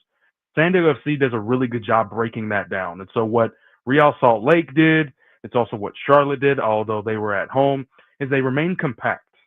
And they were very hard to break down. And what that did was it forced San Diego FC players, i.e. Willie in that first goal, when he plays a square ball or essentially a sideways pass, it's intercepted, and then Diego Luna scores the first goal right at the brink of halftime, which really dims what would have been a pretty decent half with a couple of attacking chances for San Diego FC. So you're starting to see teams, Braden, want San Diego FC to take the first step, as opposed to trying to force this team to fumble based off of pressure. So it's a different adjustment than what we see in the first 6 to 7 games. Well, they're dropped down to 4-4-2 now on the season. They have started to, drop a little bit in MLS power rankings. San Diego FC, have teams started to figure out San Diego FC, Drake? Are they starting to regress back to the mean, or is this just a little bit of a down stretch for them as it's still early on in the season? Yeah, I think things are definitely starting to figure out. Obviously each expansion team comes onto the scene in a different way. And San Diego FC impressed a lot of teams early on with their ability to play an attacking form of soccer using not just their midfielders and attackers, but also their defenders, who are able to dribble, who are able to pass, just like you would think some of the midfielders are. They're not trying to kick the ball 30, 40 yards down the field and hope for the best. They're also not sitting back. They are a very attacking-minded, direct team. That's very different from what we saw with, let's say, Nashville when they came into Major League Soccer in 2019. So I do think that this is an interesting opportunity for San Diego FC to, I guess you could say, respond to the response, right? And teams are starting to lay more compact. They want you to, I guess, make the first punch, make the first pass, try to break them down in their own half. So we'll see what Mickey Varas is trying to do with this team and how he wants to respond to that. They're taking on a team in FC Dallas coming up tomorrow as they come to Snapdragon Stadium here in San Diego that had won a pretty impressive victory over Inter Miami, in which their first-year head coach Eric Quill said, a win for the ages, kind of an upset. They were down 2-0. They came all the way back, and they ended up winning. Now, Lionel Messi did not play in the game. He was being rested for Inter Miami, and with that, it was Miami's first loss. How do you see San Diego attacking the red hot FC Dallas after coming off of a victory that their head coach said won for the ages? Yeah, you kind of hit it on the nail, Braden. Talking about an FC Dallas team who was going up against an Inter Miami team, which in hindsight kind of spoiled Inter Miami's strategy. Inter Miami was resting Lionel Messi and company for the CONCACAF Champions League, which unfortunately they were bounced out by the Vancouver Whitecaps, who you and I have been talking about a decent amount this spring. But I think with certain guys like Luchi Acosta, someone who is a bona fide playmaker in this league, we saw him do it first with DC United pre-pandemic, did so well that he went and was sold and played abroad for a little bit and then came back for SC Cincinnati, has been an MVP candidate multiple times, has been an MVP, and he's someone who makes a lot happen for this team. Sebastian Lletget as another one who has U.S. men's national team experience. So you have a team that obviously Mickey Varas knows a lot about from his old coaching history, but I think this is going to be an interesting matchup for San Diego FC, especially on home soil again, trying to break a 3-game losing streak. I mean, it's one thing to, let's say you admit a final goal in the first or in the last few minutes of the game.